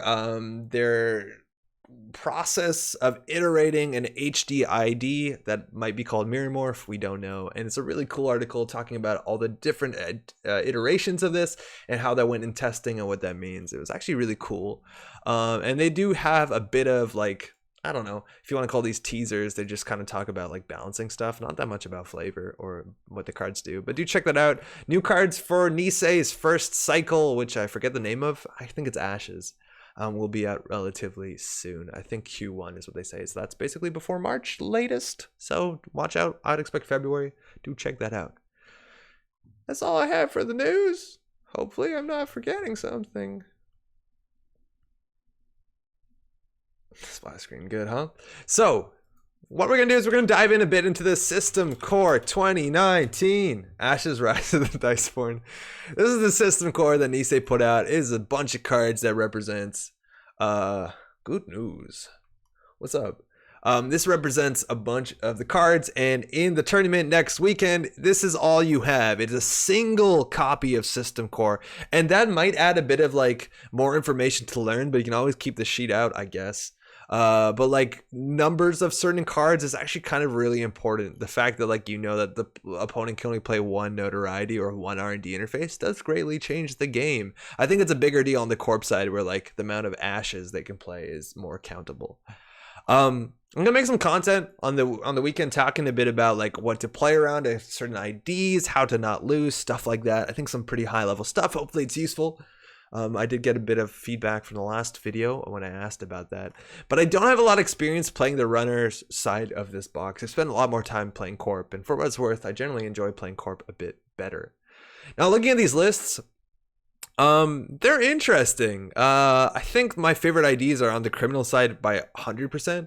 I think Reyna is much more interesting for Quetzal, as Quetzal's an advanced ID. I don't fully understand that. The Shaper, I think Kit is very interesting. I think Chaos Theory is really boring. But the Criminal is probably the most fun, and I think where we're going to start. I generally find Criminal play to be more up my alley, Criminal Anarch. And let's just talk about what we have here. We have not a lot of resources. It's really weird. The faction that used to be about the like only one of Queen's Gambit. The faction that used to be all about connections has no connections. Actually, is Data Dealer a connection? It might be. Oh, cool. It is. It's CD as well. One of the first things you want to do when you look at each faction is figure out how you're going to be making an economy. And Criminal actually doesn't have that many economy events. In the original core set, in the revised core set, actually only the original core set, and Count Siphon was alive and well, and that is the most credits attached to a single card in the game for a long time, and Criminals made a bunch of money on that. Now, Gabriel Santiago, the core set ID, does make a fair bit of money, but it's not like pure money. It's still pretty good. And Leela, though, is still a really strong ID ability that you might not want to pass up. So we got to figure out a couple things. How do we win? Generally, you win this game by running the remote server when you can and making a lot of good accesses on central server. We have a single HQ interface, which is good for HQ pressure. We also have legwork, which is also really good for HQ pressure. Now, mind you, HQ interface combos with a very strong card, Sneak Door Beta, means that Archives has to be iced up. Specifically, we're playing Gabriel Santiago. That's really good because it's another server which can get us cheap accesses, let alone sometimes money at the same time. We have a cool suite of breakers, Fairy and Femme. Pretty good. Damara and Abigail, not the worst. Damara is not amazing, but Abigail is actually not that bad whatsoever. Has pretty good numbers. Enigma for 1 to 2 credits is pretty good. Now you're going to have to splash things. We have 15 influence, and we definitely are missing some things. We don't have a really strong, reliable economy. If you go to the neutral cards, though, we do have Caddy Jones, a card that can give you a lot of money. It's a bit slow, but pretty good, especially if you're playing a more control Leela deck. Rob is saying we need draw, which is largely true as well. One of the options is to play very run heavy and play John Masanori, which can be kind of scary, but generally that's what Criminals did. We do have some cards that combo with drawing well, cards like Dirty Laundry as a 2 of, but we also have cards like Bank Job and Paragon. I think Paragon might be one of the better consoles. On top of that, we have Earthrise Hotel, which is a bit expensive, but it's some pretty good draw. And we have a single copy of Career Fair, which is pretty high variance because this card is super good. The weird thing about Criminals in this system core that is kind of hard for me to understand is they don't actually have good HQ pressure. Like, classically, well, like, all we have is Emergency Shutdown, Sneak Door Beta, and Gabe's ability. And I think maybe most of Criminals' HQ pressure used to be almost entirely strictly a Count Siphon, but that's a really strong card, especially in this format. So our HQ pressure is a bit weaker than we thought it would be. But we have some cool ways to get in servers with cards like Inside Job and Spearfishing.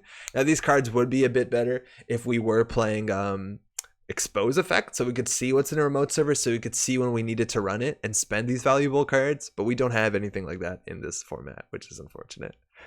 Also, shout out to networking, which actually works pretty well if we want to play John Masanori. Gabe feels stronger than Leela. Here's the result. Exactly. Gabe represents near infinite money, and Leela just represents some pretty strong ability, but she's cool too, especially because there are 5-3s and 4-2s 100% in this format. So let's make a deck, I guess. Let's make a deck. Chrome. Rip Infiltration. How's it going, Philip? Yeah, Infiltration no longer really a thing we can play. So that's unfortunate. Oh, I actually think we have one of these open. That one.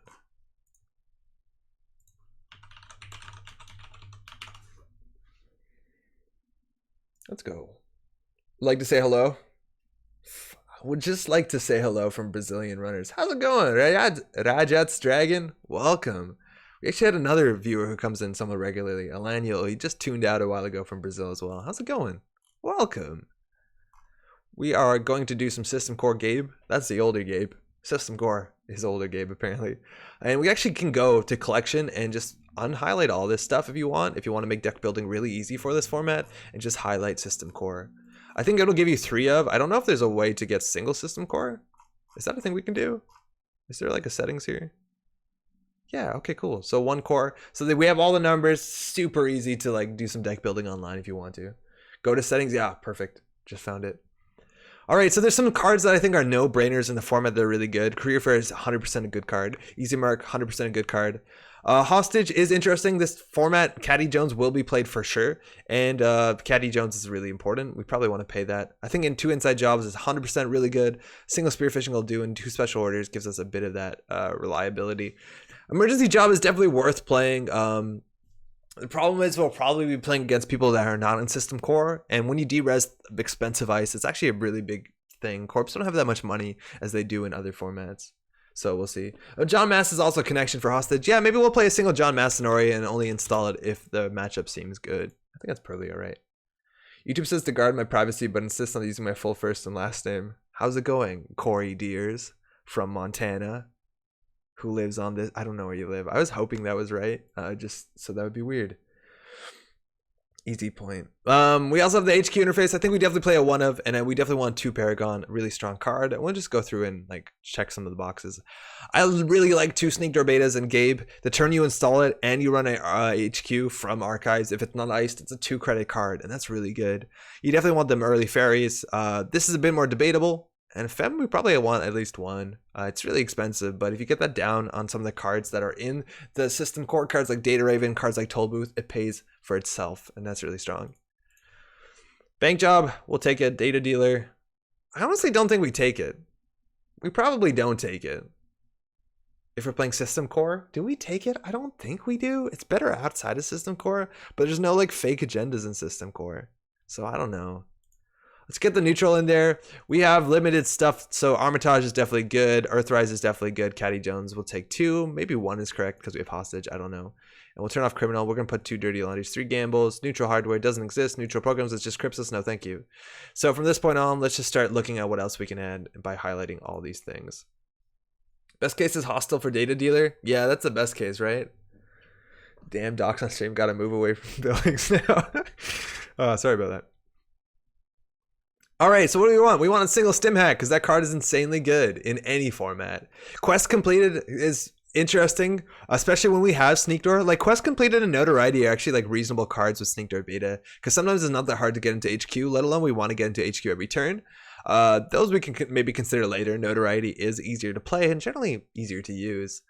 Interesting, the retrieval run's actually like pretty sweet with Femme Fatale. Throughout your Femme Fatale retrieval run archives, there is some good reasons to ice up archives against Gabe, but not the worst. I have a feeling that Weyland is going to be strong, so Data Dealer can hit a hostile. Yeah, there's a chance. You can take Data Dealer if you play Aesops. Yeah, that's fine too. Do we play Aesops in this format? In Criminal? I don't know.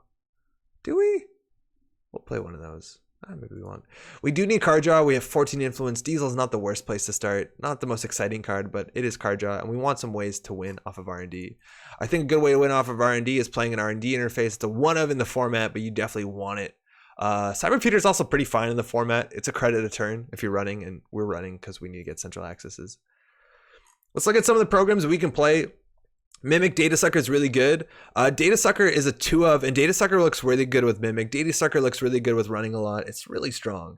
This system core does not have Desperado in it, and Desperado Data Sucker was a hugely great combo. We do have Paragon, which is like maybe more reasonable, but this is something. What else do we want to play? I think we definitely want to play Corroder. We'll go for 2. We have no more influence. This is fine. This is actually probably not fine. We got to figure out what to do about that. What do we do about that? Play 1 Corroder probably. And then play a single Damara. Oh, this deck is not going to hold up against modern decks. That's fine. Does anybody from chat want to play a system core deck? Because we'll do it. Kata Maker's probably reasonable. I think we might want to play Proco or Liberated. Liberated seems really good. It's a lot of money on a single card and isn't slow as shit. For what it's worth, like, Caddy Jones is a relatively slow card. I will gotta work on Corp. Okay, Rob, do it up. We'll try there to start. Building deck 2 flip. Fuck, it's a race now, Rob. I think we definitely want to drop one of those. We're still short some cards, and that's kind of an issue that we're going to see, is that we're going to have to play a lot of cards in faction. Like, we're not spending more than 2 influence on any single card, but we still have 4 cards left. So at this point, if we're not changing anything, like, we have to unhighlight all these tabs and just play criminal neutral and start adding cards that we might not have considered in the first place. So that would be like a legwork, or, which is fine. Legwork is good. Networking is not the worst. Legwork really isn't. I got a few builds, just need to test. Oh, okay, cool. Jonathan, building a system core deck now, so gonna pause the stream. Cool. You don't have to pause the stream, mind you. Not that big of a deal. We'll play that shutdown that we were considering. What else do we got? We were playing all the hardware we can. Programs, okay, so we want a backup breaker. We have no decoders. We want to play those. Another fem might be reasonable. I think actually like a mimic sucker would be in here. You think you have too much multi-axis? We don't have that much multi-axis, do we? We have Maker's Eye and just a single R&D interface and a single HQ interface. This combo's way too good though. It's expensive as shit. Oh man, singles off R&D seems really bad. Okay, we can do Mimic Sucker. I think Sucker's really good. MU might not be an issue. Sucker's also really good when it comes to Femme Fatale. Femme Fatale is 2 credits for 1 strength, and we can kind of mitigate that. Mimic is really strong, but then we probably have too many. This feels okay, and R&D interface is a bit more permanent. This is 45 cards. All right, so let's see what we draw into. This is our opening hand. Will we keep this? No. We need money turn 1. We could always drop Sneak or Beta Run HQ. That's an option. This is a much better hand, I think. We have ways to punish empty remotes, which are pretty common in the format. And we have Liberated Counts and Data Sucker turn 1, both really, really strong. Not the biggest fan of running Data Sucker without any good way to tutor it. Mind you, special orders only icebreakers, so it's not that powerful. But I think there's actually a chance that Mimic is not worth it just because Femme Fatale is like super close to Mimic. And we could save an influence, but there's no single influence card that we really want in this deck. Pretty sure no one lives in Montana. No, I've heard people live in Montana. Oh, Career Fair Liberated turn 1 seems good. Career Fair Liberated. Let's go. Oh, that's good. That'll be a good hand. I think this is probably on the better side of things, right? Right? All right. Yeah, these hands are good. Oh, that Mimic opening. Opening Mimic. Just watch out for that Ichi. That's all you have to do. Watch out for that Ichi. Tsurugi is in this format too. Mimic seems pretty cool against that. All right. Sub Jogging, what's up? Welcome back. You were here a while ago, no? That's a good hand. We would do Gamble, Caddy. We'd actually probably run HQ first click after installing a fairy, and that'd be a game. Okay, let's call this SC19 Gabe. That's a good name. Montana should merge with Wyoming. Already has 1 drive. Already has on any drive across them? It already has on. Oh, I see what you mean. I honestly don't know if I know where Montana is on a map, but American geography isn't that strong with Canadians, besides the stuff that borders us. I'm not proud that I'm ignorant, but all right, so that's a thing.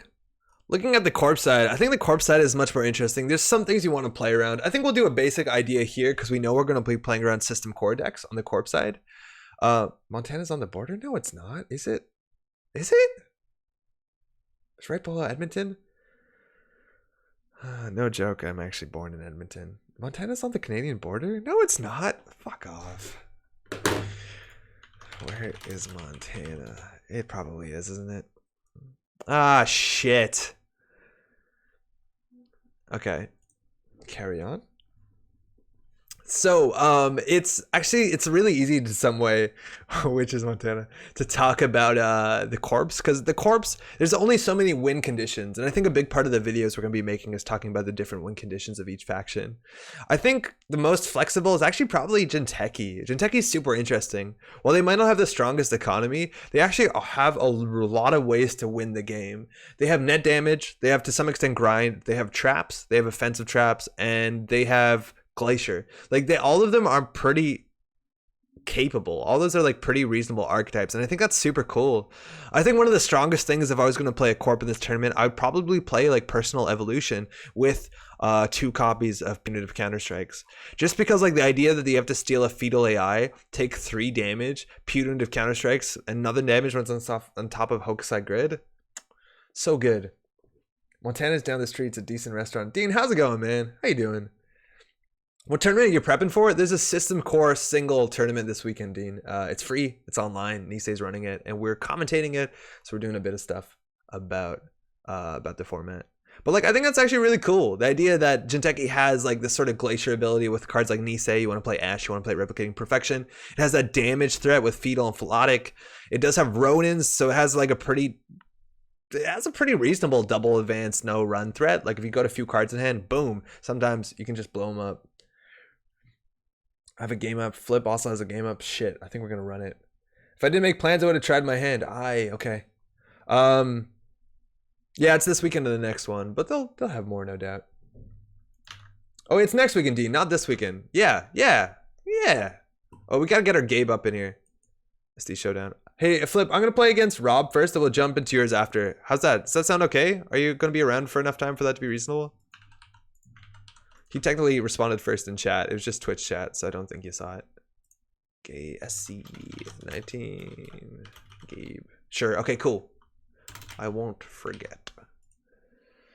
Currently in top 16 this Artifact tournament. Yo, how's Artifact going? Not a lot of people playing it, but I've heard a lot of the Netrunner players are doing really well, though, like people from StimHack. Best of luck with that.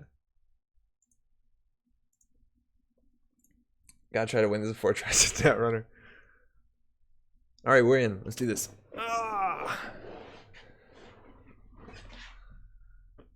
Core experience illegal? No. Oh, yes. Excuse me, 1 second. I seem to have made a goof.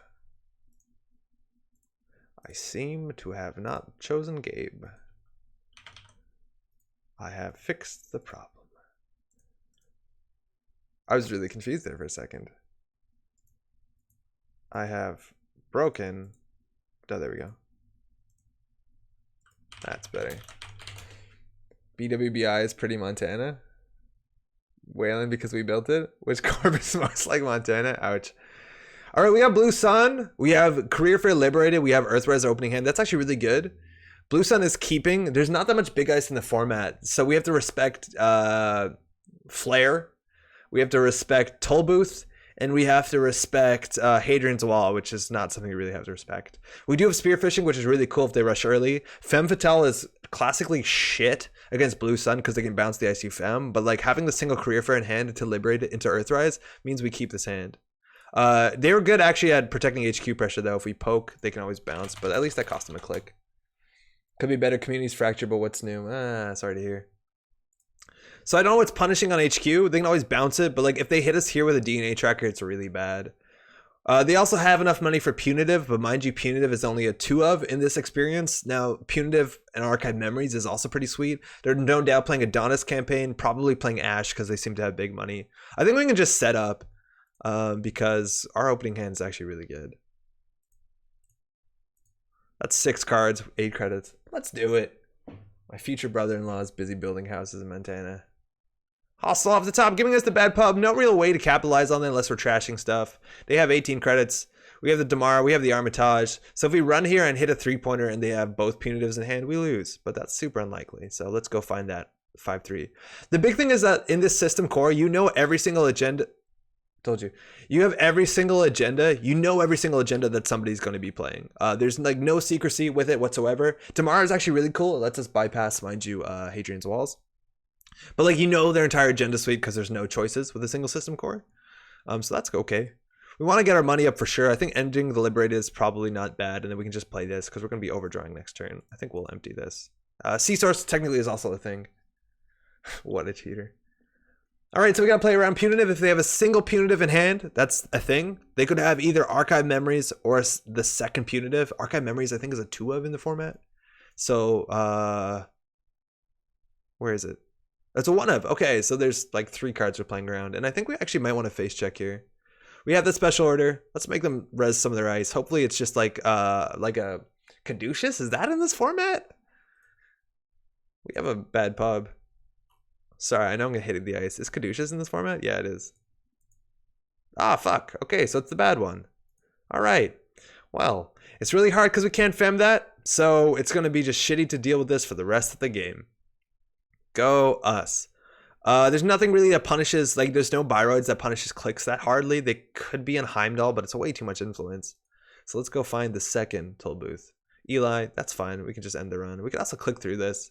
And again, while they don't have that much money because they spend a lot, they can always bounce the Tollbooth, which is bad for us.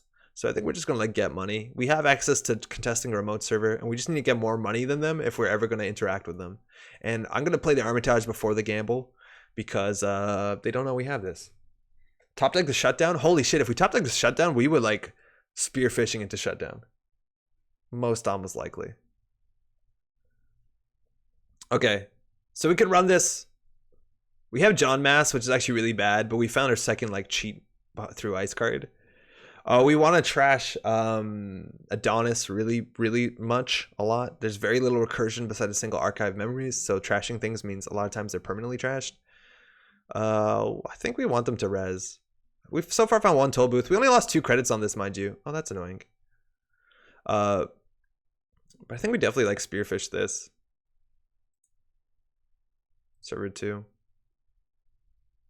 And we have a single R&D interface, so like going for singles through that's really bad. That's an Atlas. Okay, well, we have too many cards in hand. Again, playing the John Massanori is kind of a liability. We didn't put networking in our deck, but like they're gonna be rezzing stuff. And they're not bouncing stuff, which is like reasonable. You see a lot of people just bounce stuff and then reinstall it, but you're basically having a 2-click turn just to have more money, and we have way much more money than them. What happened? Oh, we played spearfishing. Very good. Okay, well, we can get our breaker. We need to get our draw going, but like we're now basically camping the remote until we find either a sneak door or an R&D interface, and they can patch sneak door relatively easily. Crowder doesn't deal with this well. Nothing in our deck deals with this ice well. That's good. I think we want to wait and slam this like 3 times a turn. I think Damara deals with this for 4, which is not that much worse than Crowder, so we actually don't need our Crowder. The only problem is the upfront install cost is like really shitty. I think we might actually throw at Fem. It's good for 1 turn only, but at that point it's just kind of like a garbage sentry. Like Archer is like 300 credits. They have 2 copies of the one that reses, avoiding all costs, which would be bad. And I want to do this and get 3 accesses, so we'll do it next turn. So I think we special order for a decoder probably, which would be Abagnale, and we can install Abagnale. We can also bypass this, but we actually still lose 3 credits. And I don't think John Massanori is playable in this matchup. No count siphon? No, man. We can't oppress anybody. Fem is the only permanent killer, though? Oh, yeah, shit. We didn't have Mimic. Well, we can steal this. We can 100% steal this.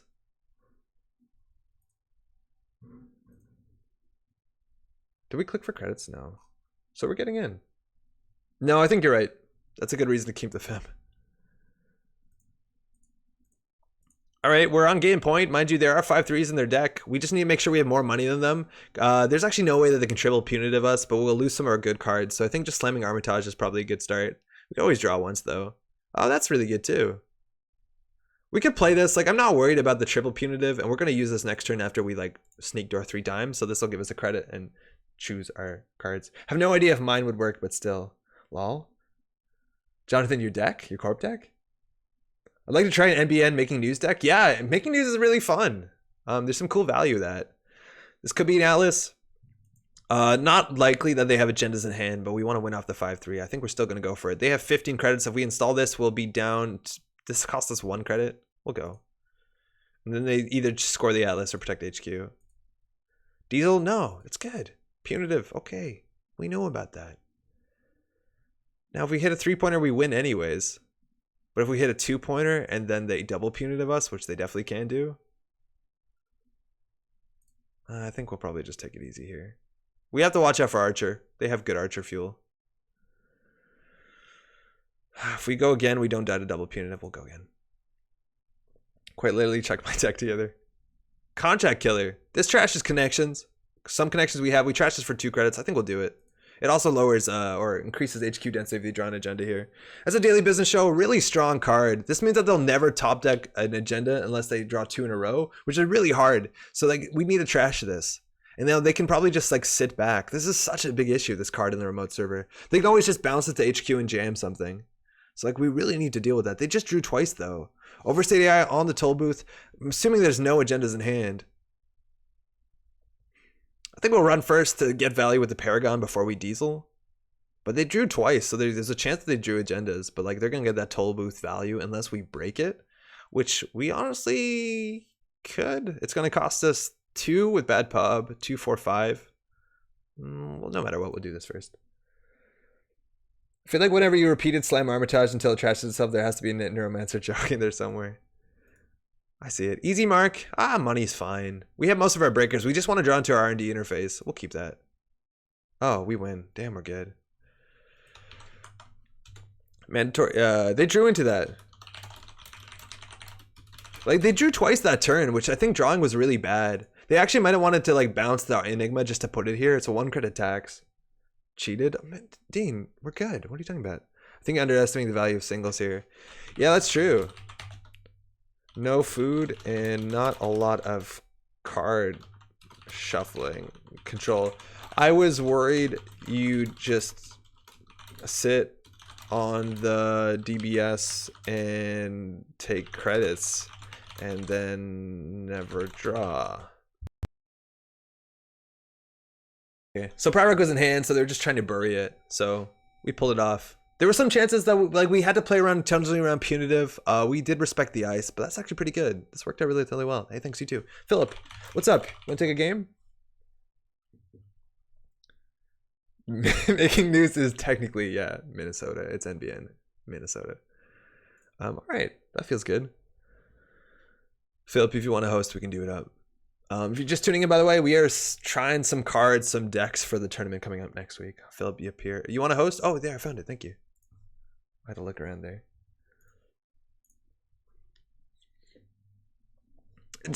Is anybody played enough of the system core to know like which factions seem better than others? I'm assuming Anarch probably isn't the best. They have no multi-axis in faction.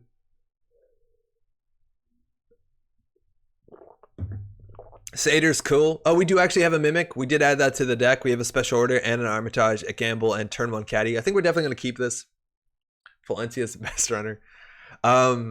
So HB generally has 2 win conditions if there's nothing spicy that they're splashing, and those 2 win conditions would be in a remote server with Ash, which is a very strong card in this format, and the other win condition being Biotic Labor, which they have, I think, 2 in the format and then 3 3/2s. So they can go pretty far with a single Biotic, or 2 Biotics, mind you. Their Ice Suite is like not bad. It's actually not amazing. Eli is probably one of the better ice. Heimdall 1 is a liability. Turing and Victor are okay. They line up really well with Abagnale, and Ichi is... Rototur's not great, but Ichi's actually pretty good against the Mimic. I'm going to keep this hand for sure. Andrew, how's it going? Gabe, been really strong in the games I played. Yeah, Gabe seems really cool. I like that pressure, and there's a chance maybe it's better than Leela. They mulliganed, and mind you, mulliganing and keeping in this format is so huge, considering there's so much, like, I don't know, inconsistency. A bit. Open server is really bad into bank job. I think we want to poke HQ, make them res, then we can gamble, trash this. If it's an Adonis or Maryland, they'll have no money. So generally you want to face check. Like Rototur doesn't do anything to us. Eli doesn't do anything to us. We can click through a Victor. Like we basically get 2 credits on an Axis this turn no matter what. That's an Ash. We're going to trash that Ash. Let's put us to 4, which is awkward, but that Ash needs to die. Only a single Archive Memories. So I think we want to do credit, gamble, run this. If it's an Adonis, 100% we trash it. If it's a Maryland, we might actually wait.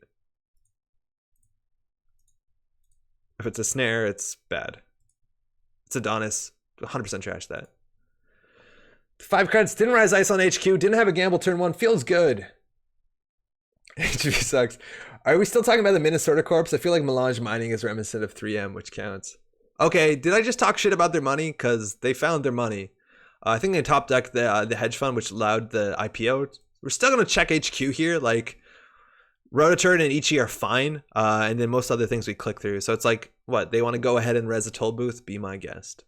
And generally when you play Sneak Door, you want to make them invest on HQ before. It's a Victor 1. We click once, and then we can end the run. We can actually click twice to get 2 credits. That's way better. We are Gabe. I forgot. So we're clicking through the Victor. I'm not very familiar with the new art on the ice of the Biroids. Maybe they actually had the Biotic before. We hit an IPO off the top, so money's not going to be an issue.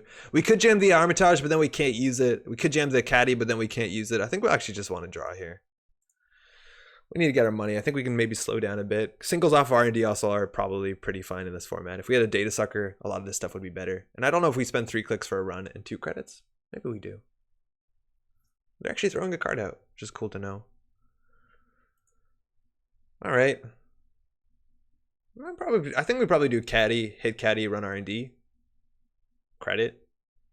I think you want 2 Sucker. I think we do. I just don't know how to get in there. Data Sucker's so good for a deck that wants to be this aggressive, especially with cards like Mimic and Fem. Even Damara and Abigail, like, both have really awkward boosting numbers that, like, Data Sucker probably goes way far. Singles are pretty good. Eli, that's a good ice. I think we'll now go for the Glacier plan. We could keep the pressure up, but they're so far away from doing anything reasonable. Like, we're not pressuring the remote, unfortunately, because we don't have Inside Job or Spearfishing.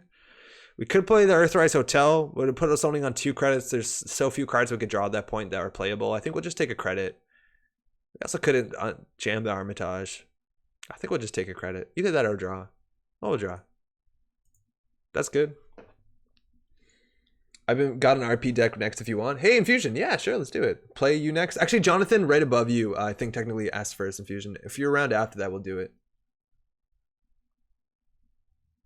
Ice on R&D, that's cool. Probably the Eli. You know, if that's the second ice they've played in so long, there's probably a lot of stuff in HQ. So I think we're going to install Sneak Door, run Sneak Door, and then hit Caddy.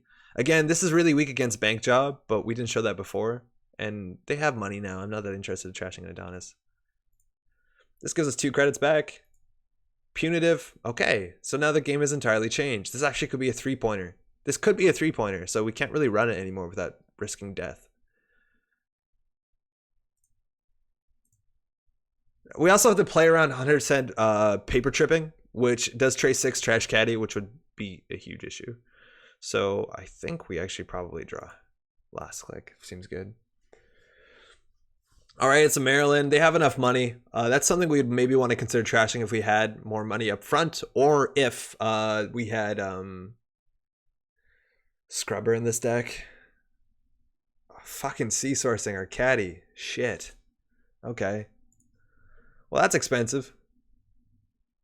All right, we still got a tag, which is really annoying. Rip caddy. That's a card you have to play around to some extent. But at least they're not doing anything. We can still maybe Sneak Door in. Closed accounts would be like the ultimate follow-up here. I think we can clear the tag and recover with Armitage. Armitage is probably good enough. Again, we died at Punitive. But if we died at Punitive... Does this not work? Why can't I click this? HHN? This won't let me Sneak Door. What's up? It won't let me do anything, in fact. Oh, I just hit it a bit too much. That's a Punitive. We got 2 credits. That's pretty good. We could install the Armitage. If we do, we have to clear the tag. Yeah, we need money. It's really easy to hard hitting sea sources again. But they spend another like 5 credits on it. And they really need an ice. I'm assuming it's Eli and R&D, which we can just face check, force them to res. And again, we can always click through the Victor. So that's fine. Now, Rototurret is actually pretty scary. Trashes our Sneak Door beta, but that's fine. And they still have a billion credits. If we hit a 5-3, it's really bad for us. Let's go. They need a double Punitive S, though. So, like, if we get through this, get 2 credits somehow, hit Armitage. So that's Ichi. So, honestly, like, we could let this fire and then click the last one. Which wouldn't be terrible. If we hit a 5-3 here, I think we'd probably die. But like, how good is the Sneak Door beta? Because we have a single Data Sucker. Actually, I think trashing the Sneak Door beta might be easier. It might be better. I don't know if we want to spend a whole turn protecting a single Sneak Door. I think we just trash it. Paranoid, what's up? I want to click. I think I'm going to click once on the Trace. Because the Trace is annoying. We actually care about that. Because we have both of our killers in hand. Oh, fuck. There's Satyr. Yeah, we wouldn't click. I forgot it was Satyr. If it's Satyr, you don't click. Yeah, now they have a sea source again, so we gotta play around that the whole game. That's really shitty.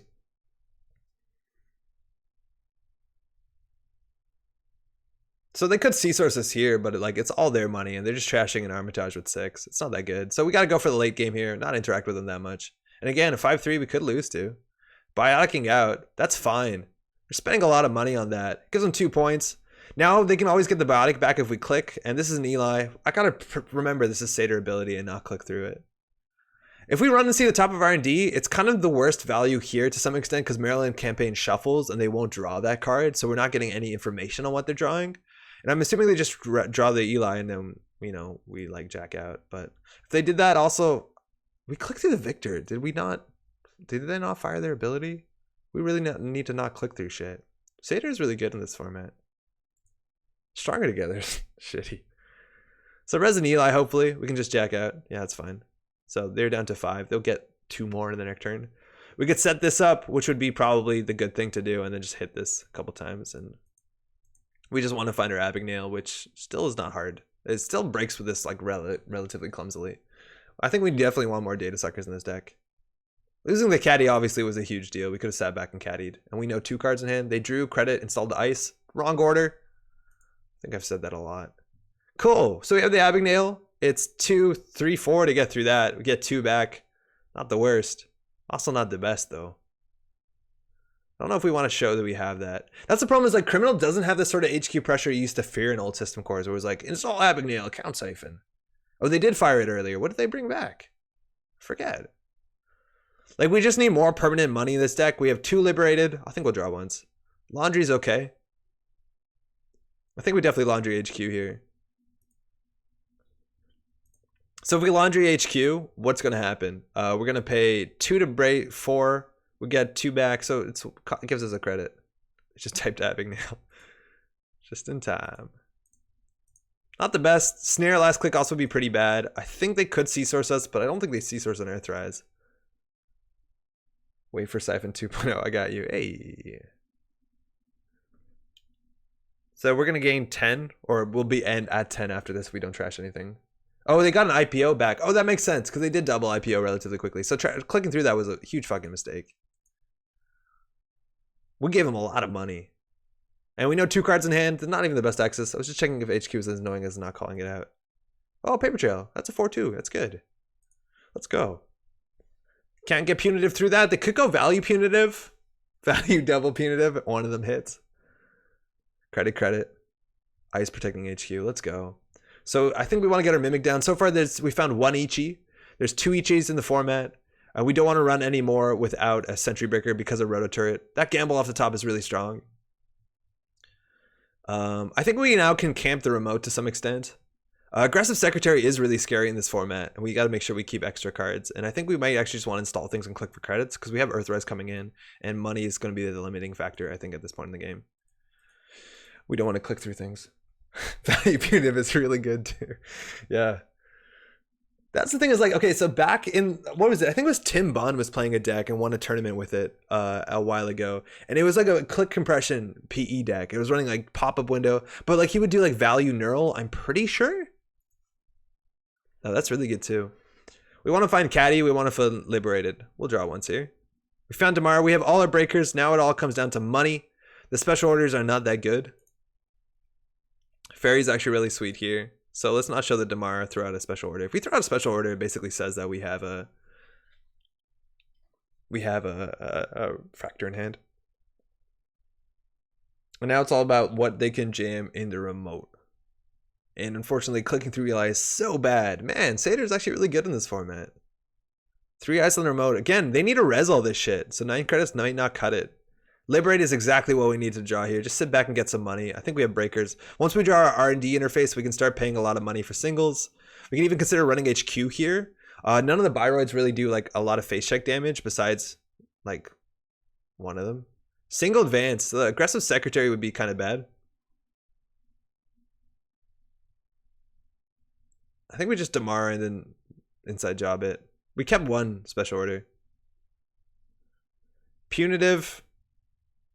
I think we're good. Let's go. Single advance. That means at least the aggressive Secretary doesn't get full value. It also could be a Ghost Branch. They seem to like tags. But I do think its C-Source is like a very reasonable card in this format. We just have to play around punitive largely. Alright, so we inside job through that. They have 6 credits. They do need 1 credit to fire, or 3 credits. I think it's 2 credits to fire a Secretary. So this is really annoying. It's 4 credits. They have the money for the Secretary. It's a successful field test off the top. Feels good. Now, they could double punitive us, so I think we're just going to draw once and take Liberated. It makes us safe in just about every way, and they only have 3 credits. Like, now we are on game point. They are running 2 copies of the 5-3. And Spearfishing, not a lot of value. All right, build an awful NBA deck. Fortunately, Sasner, I think we have Jonathan next, then Infusion, then you. Gain 3, Throw a card out. We largely want to now start making value runs. So like Dirty Laundry R&D is a pretty good value run. Finding our single R&D interface out of 26 is very good value. Finding our Caddy Jones is very good value. We know they're on C-Source. That's good value. I think that's all we want to do. We have our breakers. All we need now is multi-access. No expose for the remote server. But like it's really hard for them because game point is afoot. I think that's really bad to do that there. Because now we can just like Dirty Laundry it. We also can draw a bank job right here. We didn't. So we'll Dirty Laundry this. It's probably the Maryland. And I think we definitely trashed the Maryland. Oh, pad campaign? We let them res that first. We definitely let them res that first. None of these are connections, so we'll take the Liberated. And then install the Earthrise. And we still keep the pressure up. Once they res the campaign, they basically cost a credit. And that run wasn't that, like, it does waste us clicks, but like, they need more money. I think they need another ice here. If they don't have a lot of money, Ash, which probably is a 2 of in their deck, isn't that good. Mason Bellamy is kind of cool. If we run last click, nope. So they didn't res the pad on time, so they're asking us. I don't mind. So we definitely want to trash that pad. We have enough credit lead that denying them the 1 credit the turn is definitely worth it. They're icing it up, which is totally fine. If they spend money protecting that pad, like they're even further behind in a lot of ways. We also have the bank job, so if they don't res it, we can pressure this later. So we'll run server 5. So far they sunk 1 on this, and they sunk an Ichi on this. So we're just going to use the ferry, pay 2. So they spent 6 credits. We did lose the ferry. Go away, ferry. Ferry, stop, die. Doesn't feel bad. Econ Warfare by the runner. How's it going, David? Easy mark is good. Armitage is good. I think we just want to easy mark and then Armitage. We also could keep the easy mark in hand as a surprise. We're going to be drawing 2 more cards. We have a 1 in 22 chance of finding our RD interface. I think we cut the Maker's Eye as well. I just want to have so much money where we can start paying 4 credits for singles and it doesn't feel terrible. Another option is just to wait till HQ gets full, which is probably about now. So I think we actually want to play HQ. This, hit the Armitage. Hitting snare is a bit scary, and now we can run HQ. Mind you, it's 2, 3, 4, but we get 2 back, so it's actually not that bad. The only problem is another Ichi, but they have 2 Ichis here, so this can be an Ichi. And with 4 credits, there's nothing we have to respect besides Archer. Archer would be really bad, actually, but it's unlikely if they're running Archer. Oh, that's Barrier. Oops. It doesn't matter. This gives us 2 credits back. We really want to find the Data Sucker. Archive Memories is pretty good. It gets them back a punitive, so now they do threaten double punitive if they did have any money. But also Ash coming back into the remote server is technically annoying, but we do have the pretty considerable credit lead. Probably a pad campaign. HQ interface is really good. That career fair has, I think, only 1 more target in the deck. But we can start seeing 2 cards on HQ, which is really solid.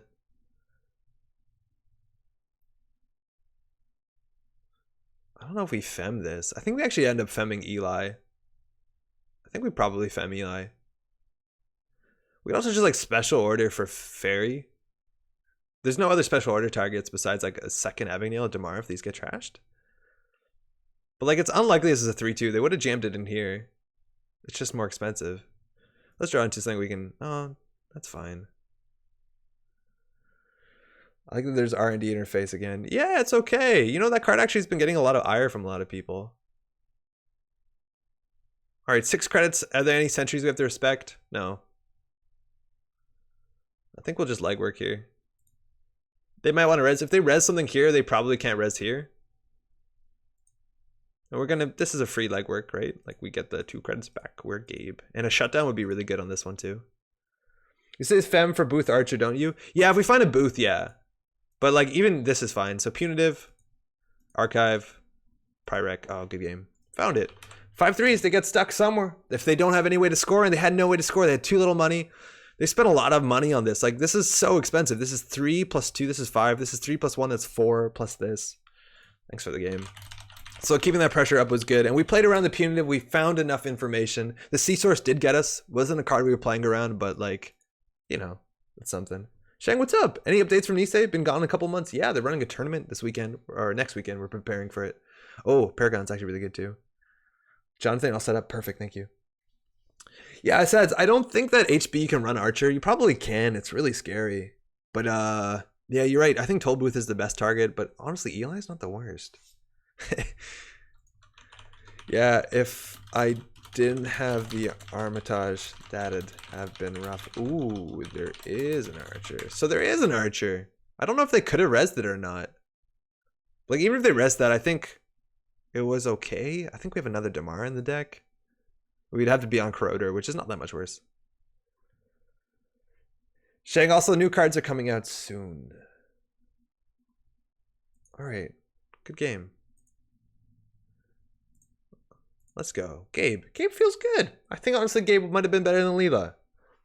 You had Fairy. Oh yeah, we had Fairy because we used Fairy on the Ichi. Yeah, totally. Yeah, Fairy's good. Building a better world, not an idea I love. There's actually like enough transactions, it's much better, but I think Blue Sun's so much more fun. Thanks, you too. So against this, generally, if they have money, they're going to either leverage it in one of two ways. Again, Ash in a remote server, maybe, but also likely punitive counter strikes, sure, or C-Source into closed accounts into something else. So we need to keep our money up. Even just having enough money that it's easy to score a paper trail is cool. This hand is okay. We do have pressure for remote. We always run HQ first click. We have Caddy Jones for the slow money. We have money in the hand. This is definitely a good keep in hand. Any new cards? How's the Community Enthusiasm? Community Enthusiasm's pretty good. Check out Reddit. They teased some of the upcoming cards, but I think they're going to start revealing stuff probably next month. Hopefully we'll do something about that on the channel. I don't know. I'll reach out to them. They've been pretty good reaching out. If you don't know, this is the core Weyland. Ooh, celebrity gift. Not a transaction, mind you, but they're going to show us their hand. I love when they do that, especially when they don't install ice first. Archer, Whoredom, Hunter, Pad Campaign. One unrevealed card in hand. What is it? Probably an agenda if they didn't hide it, no matter what. Oh no, they revealed everything? Archer, Whoredom, Hunter, Pad Campaign. That's only 4. Gain 8? And 1 unknown card. We are Gabe. What is it? Is it they don't reveal Snare? What is that? What did they not reveal? So we know this is either Archer, Whoredom, or Hunter. All of those we can face check at this point in the game. What's going on? What is this? BABW is probably the best way to land punitive, but there are only 2 3-pointers. Yeah, but there's still ways, Archer. There are still ways to land like punitive with Hokusai, punitive with other things. Like, I don't think it's useless. If money's the name of the game, what's the unknown card in here? Maybe Snare, maybe an agenda. No matter what, none of their ice is really good to rush behind, considering we have both a decoder and an inside job. So I think we're just going to money up, hit caddy, and like just match their money. Could be a C-Source, mind you, and actually they could do like credit C-Source trash caddy, but at least we haven't invested that heavily into caddy at this point. Feels worse when like Flip gets it when there's like, when we invested 3 clicks on it. At least we didn't spend 4, you know? Card and remote, that's unknown. That's either the top deck or the hidden. They drew again. Oh, actually, no, that's a pad campaign. That's fine. They can res that. And ice on HQ. Either Archer, Hunter, or unknown. Either of those we can face check pretty well. I think we will. We do actually die to, what's it called? Neural Katana. Maybe we'll draw it once. That's good for the Archer. Let's run HQ here. We pay 3 credits to get through the Hunter. But we get 2 credits back. Not the worst. It's the Hunter. They can fire the Trace. This is Trace 3, give a tag. This card's honestly interesting. It's taxing enough. Does this mean that their deck capitalizes on tags? Not necessarily. It's just like a fine taxing piece of ice for 1 credit. They made a Trace 5, so we're just going to take the tag. That's fine. So Snare here would be kind of bad. Still 1 unknown card, 2 unknown cards now. Contract Killer is one of them. I think we want to trash that just because Caddy is a thing and they didn't show C-Source. We'll remove a tag, hit Caddy up. I'm assuming that's not an Atlas, but the pad campaign. So 1 unknown card. They're going to mandatory draw another one. This is likely that this is either the Whoredom or the Archer. Almost definitely, not 100%. So like we can face check into that. They'll pay 3 credits to end the run. That's fine. And they're icing up their pad campaign, which is good against Bank Job, but like, I don't think that good. We know most of HQ is clear. I think there's 2 cards we don't know, so that's fine. They can hit the Whoredom. They can gain a credit. We'll end the run. That card actually lines up pretty okay against Abagnale. We'll end the run there. So we can draw. Another inside job is good. I think we definitely want to hit Caddy. We have more money than them. The pad campaign will put them at 6. And John Masonori is probably a liability. Let's go. So Archer could be on server 1. inside on this server is really good against inside job. So the other option is, oh, they have IPO there, 14. The other option is to spearfishing it, but we really need a bit more money. That is technically money. I think we're going to throw this out so we can draw once more. That's really good, but we want to fire it 3 times a turn. I think we know, how many cards do we not know in their hand?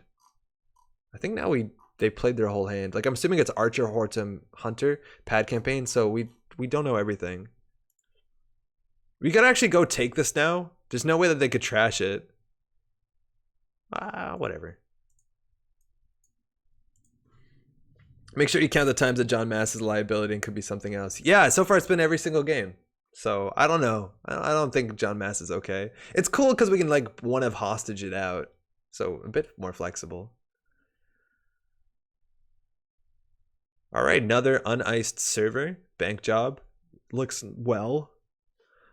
We could go check that. Could easily be a snare. I think we want to check this, check that. We also could leave it. I just don't know what it could be. We'll run it first. Please no snare. Pad campaign. That's fine. We've now interacted with them, so like C-Source is such a big blowout that we will take this. I think we'll draw first. Yeah, we'll take that. And then we'll just install the Abigail. It's fine. We still have more money than them. They'll be on probably 16 when they res this and it cancels that out. And we probably need to trash those pad campaigns sometime soon. Hopefully liberated accounts, pad campaign. Really don't know what's going on here. Installing and then drawing. Technically not the right order. I think we might just want to ignore this stuff, install this sneak door and go hog wild. We haven't seen any punitives yet, and I think most of these cards are unknown. They also have an Archer on a pad campaign, I think. Wait, there's 2 contract killers in this format? Okay, well that increases the agenda density. If we steal a 3-pointer, we die to double punitive. That's an Archer. Maybe we don't know what's up. We haven't seen a punitive yet, so we'll go in for another axis. They've been drawing a fair bit.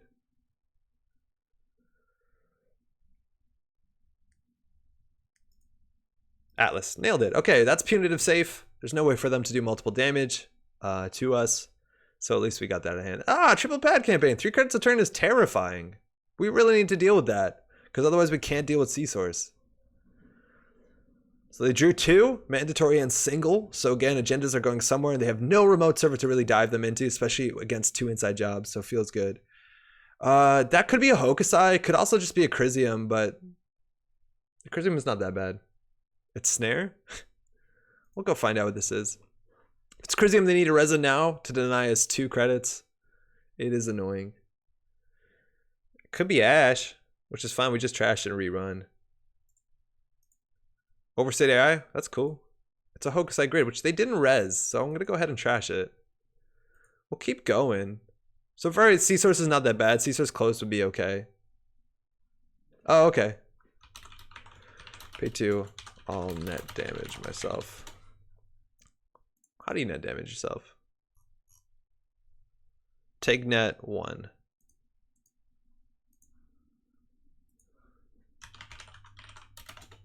All right, we lost the inside job. That sucks. Whatever. So they just forgot to res it on time. We'll keep going. That's influence, mind you, and this also does, to some reason, make it more likely that they're on punitive. Oh, fuck. That's actually really bad. All right, so having tags is not a big issue, but hitting snare is a problem. We lost money. We hit Fem. They now have more money than us. They could be on Neural. I think we probably just draw 1 and then clear the tag so we have Caddy left. Yeah, that's fine. Rip. Mean Lady Streams, how's it going? Yeah, that's not great, right? And like, you definitely have to play snare in this format, and they're still not. I think we draw twice, still sneak door in. They're not icing this up. We know they have an Archer. There's hostiles somewhere. Losing the Fem is really bad because we know Archer is alive and well, but we do have the shutdown at least. Losing the Liberated and the inside job is actually the worst because we have no way to contest remote. Drawing last click is terrifying. Hostage doesn't get anything. We'll go sneak door to gain our 2 credits, and then maybe we'll just slam the Armitage. Public support. Oh yeah, it's in the mana. That's in there. That's fine. That's fine. We're going to be fucked against C-Source no matter what. Like, they're going to have infinite money, so let's just hope they're not playing it and just start hitting Caddy up. And we need to do that so that we don't die to punitive. Generally, so far, hitting the 3-pointer has always been what we've done last click, but we need to find a way into that remote server. The best we can do is, like, at least Archer doesn't do anything right now. Hedge Fund. Click 1. Icing up archives. Drawing last click. So Roto Turret would be miserable. Archer they can't res.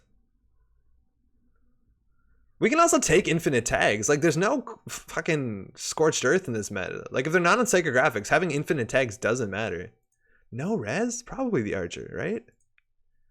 Oh, we got the hostile. No more Archer for them. Seems good. But, like, tags don't matter, right? No scorch, what a mistake. Like, this Hunter's probably dead unless they have Psycho. But even then, they need to find all their agendas. And we can just keep the pressure up. That's okay. If we put this down, they could see source trash, which would be really bad. So we're going to keep one in hand. We'll just draw. We'd probably want in special order of breakers. So far, there's all of them are in our deck. We have 3 more killers, 2 fairies, 1 mimic.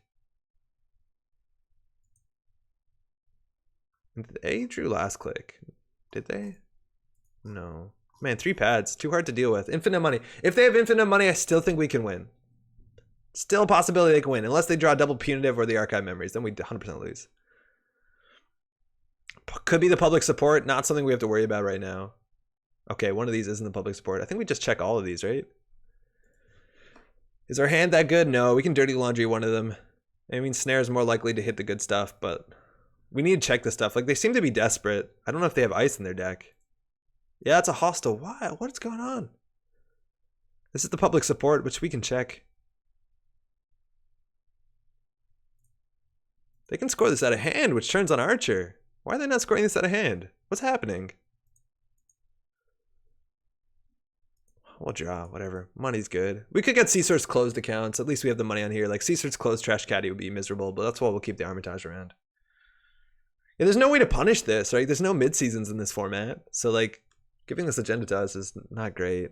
2, 3, 4. We're technically on game point. Like, we no longer have to respect punitive because we're on 4 points. So if we hit a 5-3, we win the game. And there's no way to do triple punitive in this format because punitive is a 2 of. I guess there is a way. It involves like biotic labor, archive memories, punitive, but then they need like so much money.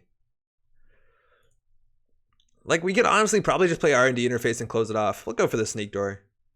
Actually, that's really bad. If that is like a rototurret, we lose the Avignail and R&D is kind of closed off. That's a punitive. No surprises. No surprises. Well, we've already interacted with them once. We could die to double snare. How many snares are in the format? That's actually totally worth knowing. 2. Okay, we can't die to double snare.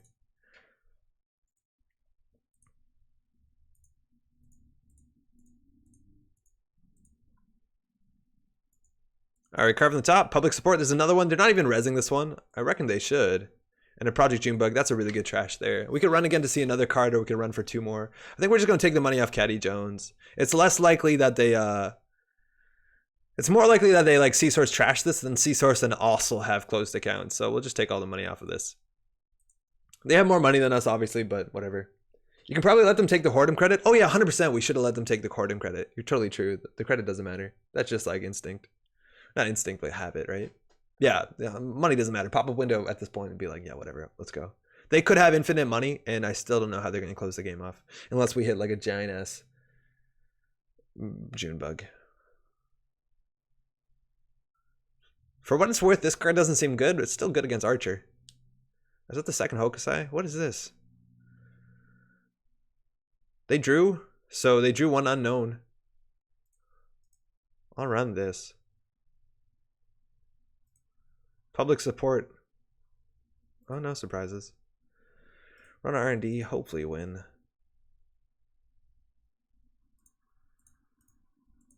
Yeah, they can have the credit, it's fine. Gotta trash public support to keep Archer off? Oh yeah, totally true. Yeah, then Archer is a problem. Don't worry, we'll win right here. Just kidding. Do they value punitive us? Probably not. Yeah, we want to trash this, but then we have to trash the other one too. I think we'll do it. Netrunner hates me for playing Scorp as my main.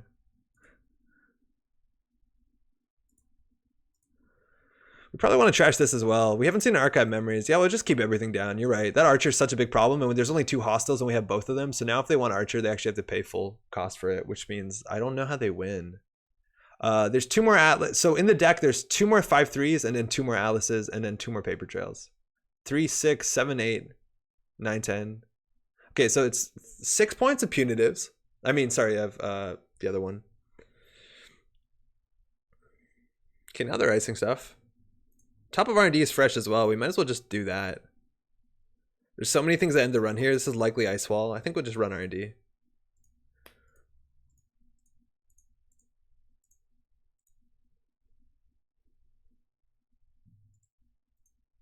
Junebug? Okay. I think there's only 2 in the format. Beanstalks? That's fine.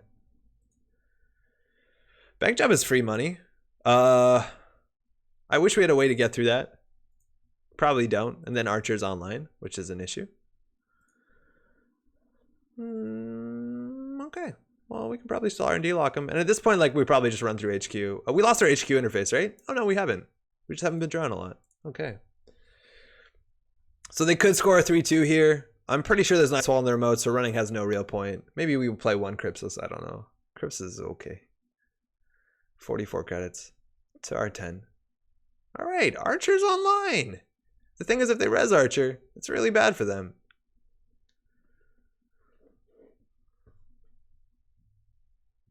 So we run R&D, we see 2 more cards again. They have OAI in hand. Yo, they do have OAI. It's totally true.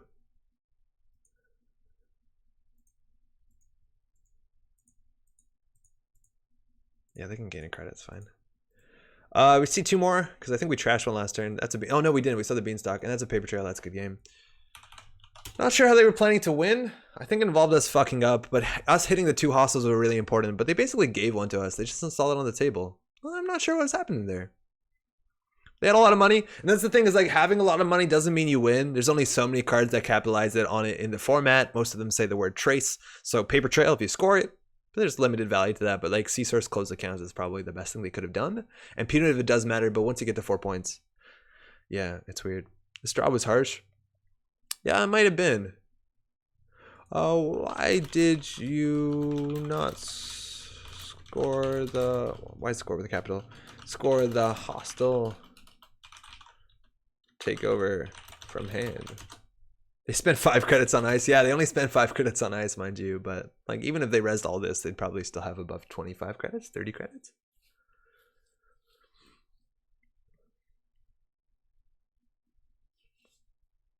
So what do we hit? We did hit a fair bit of traps, right? Like we hit 2 contract killers, which are fine. These can sometimes kill us. We hit 2 project Junebugs. I'm assuming this is the second Hokusai. Drew it too late in the turn. Oh, I don't know why you put it on the table. Ready when you are. All right, Infusion will be up. Then you stole it next turn. Ah.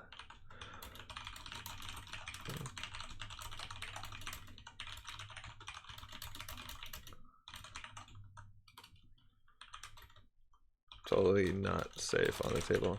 All right, so what did we call right? We called that this was an Archer. 100% we got that right. We called that this was a Ice Wall. 100% got that right. And the thing is, I think they didn't show us a spider web from their celebrity gift, which is interesting. What did they hide? Maybe they didn't show a snare. There's a big chance of that too. Maybe they hit a snare. And we knew this was right as well. Oh, they're throwing out their hand, so we know what's in it. Yeah, so that actually was a problem. Like, the Mighty Ice Wall was a huge issue. But we needed the Damara, which was coming up relatively soon. We weren't spending a lot of time drawing, though. We still had 2 special orders. Haven't seen that Data Sucker yet, but that would be cool.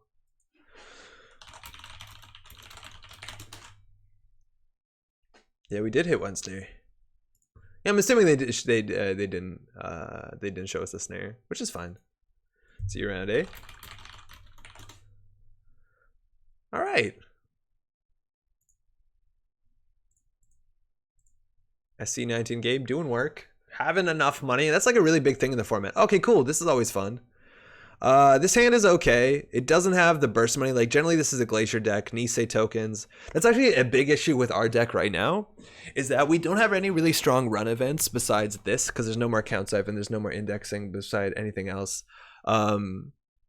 Besides Maker's Eye, that it's hard for us to steal Nisei tokens away from them, like to threaten them to use them early. I think the only card that would do that is Legwork, maybe Dirty Laundry, very unlikely.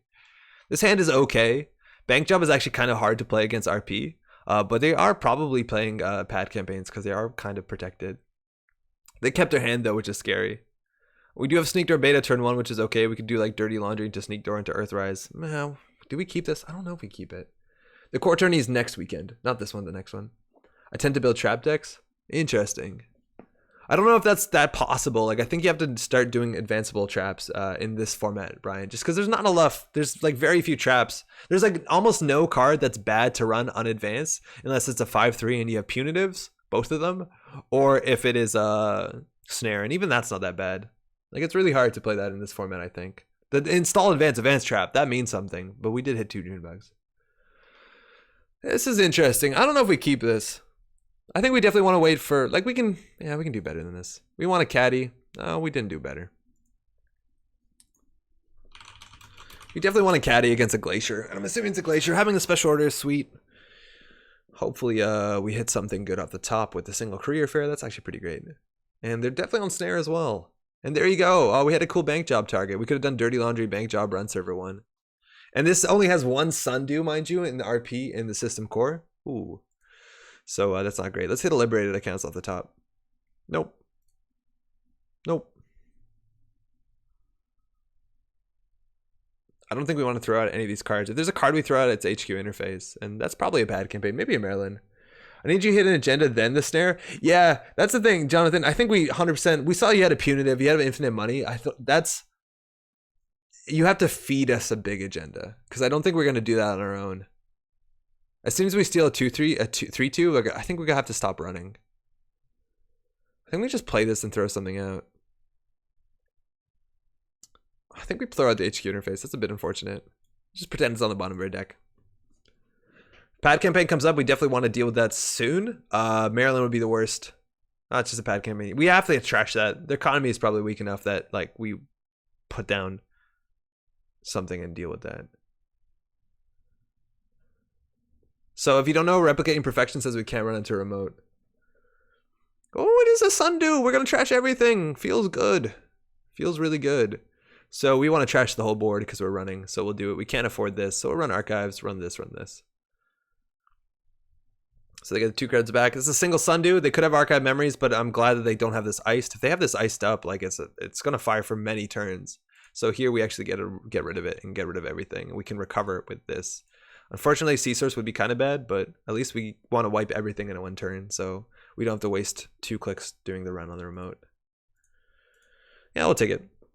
It's a 1 of in the format, so getting this down for free, basically. Well, they didn't get any money off of it, right? Like they rezzed it for 2, got 2 back. Really good. Now this is like a huge card in replicating perfection decks. One of them won Worlds, mind you, replicating perfection deck piloted by Dan Dergenio. It was a pretty off meta deck at the time too, which is like really exciting. Unfortunately, this like specifically this ID has a good reason to ice up archives, which is something we don't want them to do. Did they bring Intern back? No, they didn't. How's it going, Steven? Yo, Steven, what did you think about the Resident Evil 2 demo? I assume you played it. All right, now we need to set up. So let's draw something that we can career fair out well. Oh, we found a data sucker. That's fun. We probably want to face check HQ. We can take some net damage. So we'll do that. We'll set up. There's actually a reason to play this. It controls our draw. That's good enough. We're not going to be breaking anything with money anyways, so let's start here. I loved it. Can't wait for the game. I'm glad to hear you think that. I actually never played Resident Evil 2, but when that demo came out, I knew that you'd be on it. And it was fun. Like, it controlled well. It was a half-an-hour demo. I don't know any of the stories, so I don't know how different it is. If they advance it, that's scary. They didn't. That's a pad campaign or something else. Even though I'd seen all the gameplay before, I was pretty scared the whole time. We're going to go HQ, try and get 3 credits.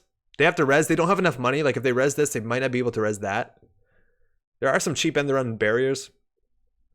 Like that, we definitely click through. They only have 3 credits. We have 1 click left. Let's go. I started Persona 5. Lord help my free time. What are you playing that on? Caddy Jones? No. Neural Katana? Ooh, we found it. Let's run server 3. I want to try a Persona game at some point. Okay, so they're on 0, so they can't actually res any of this stuff, which is really good for us. And now they're going to be clicking for credits. There's nothing else they can do at that low credit count. So we draw 1, probably run R&D, just to fire the Paragon, get the Data Sucker token. Don't even feel like I made a dent. I think Yaga res in this format. Oh, we draw first, so that we get value from this. PS4, okay. So I don't have that one, so I'm not going to play. That's fine. Bank job? No. Tsurugi? They're away from affording that. A little bit away. We can draw. We can't, actually. We probably just want to get Caddy down. So now they could res, yeah, Maryland. They were 1 credit short of Adonis. We probably want to trash that Maryland, but I think we actually want to draw and then do the bank job turn this turn. We want to make them res stuff. Has some problematic stuff in it, but it's a fun ride. I know one of the personas was about like suicide. I don't know what this one's about. We'll draw. We'll run. There are 4 credits. Neural Katana is alive and well. This is the best card in her hand, I guess. I'm inadvertently familiar with the universe. Oh, the world ends with the. They ported that into Switch, didn't they? It's just core. How does RP beat someone who has Caddy right away? It's not easy, right? Emergency shutdown's pretty good. They have Tsurugi, but we don't necessarily need it. It's a 1-of. We'll keep it. DBS. Fuck. They can't really afford it right now. It's fine. So we can install the bank job run server 4. It's the easiest time to use it. There's also reasons to keep credits on this. We're not hitting Caddy, but whatever. We have enough money. You want to sometimes leave a credit on this if you're playing Pawn Shop, if you're playing against like cards that are not in this format that say to trash installed cards, but we'll just take the money. We have more money than them. They could res an Adonis here. We probably want to just like special order for our Corroder and go to town. We would be weak to sentries that trash things. It's on PS3. I don't have that either. That's the bank job, right? Or sorry, the daily business show. Let's special order for a breaker. That shuffles the deck too, so emergency shutdown isn't on top, so we can get more value. I think we'll run R&D first, then special order, then run, so we don't get trashed to like Roto Turret or something. Nobody wants to bring Caprice back even as a restricted card. It would be every single Shinteki restricted card, Steven. I think it would just like make the game very the same. I don't know. Another ice on R&D. Could be the Tsurugi, which I think... I'm not sure what that does. I want to find out what this is.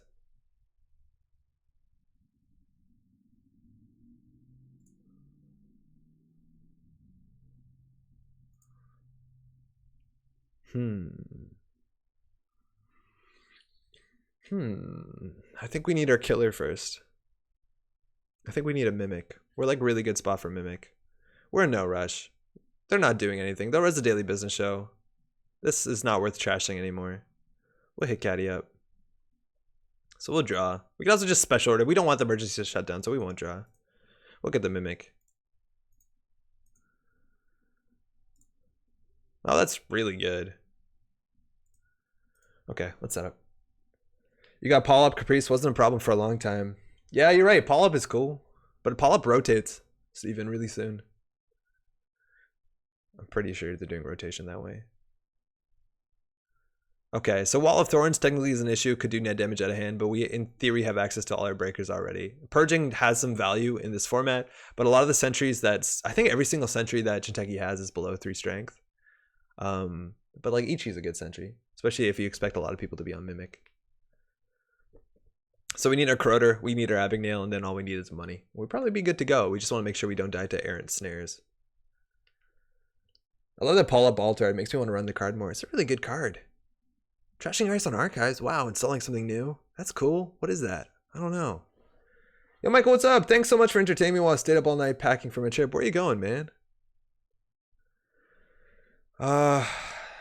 We could draw into our Corroder. We could special order it. We'll draw into it. Damn, we're good. Just doing basic setup stuff. Playing a Glacier game. Packing, I mean looking for my 3rd daily cast. Oh, you don't have like 12 of those? I got so many daily casts. Every like I got a daily cast for days. Ooh, unknown card. But those were like in every single champ deck, right? Ooh. Don't know what this is. There's no 3/2s. Nothing we really have to respect. We have to respect, mind you, Fetal AI. That's something I'm gonna forget to do. All right, no code gates that trash things. I think we can start running. Man, that'd be fun. Yeah, let's start running. Caprice's Classic, go nuts. The Toots OP, how's it going? Polyp doesn't rotate for a while, right? It's in Mumbat? Oh, fuck. Yeah, you're right. No. No, Polyp is in the same cycle as Geist, isn't it?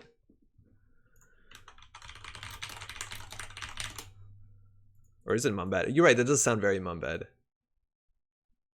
Oh yeah, no, it's good. Doesn't rotate. False alarm. Okay, cool. don't think we need to take the caddy money. I think we can just run. 5 credits is probably enough. Snare would be kind of rough, but not the worst. Let's make them spend money so it's harder to res the stuff. Running HQ also is probably fine. We know this is only 2 credits and they've been drawing here. I think running HQ is definitely better. Oh, that's fine. There's a shutdown somewhere in there. That's totally fine. They have 3 credits. We don't have to respect any of this stuff anymore. In fact, we can run archives. We could almost dirty laundry archives. We actually could dirty laundry these servers. We can't trash anything, but we could dirty laundry these servers. I don't think we need to. They can't fire a snare, which is cool, but like they can't do anything. I think we just like set up. Oh, that would have fired Paragon actually. Dirty laundering this is kind of cool. They could C-source us. Not really well anymore. I guess I have the ones in the champ decks too, but I haven't broken them up. I left them whole to use as dueling decks. Oh, it's super cool. It's in D&D, the Nightmare card pack. We consider trashing that Maryland. Again, their money's really bad. That Femme Fatale is like the screaming Femme target we've seen so far.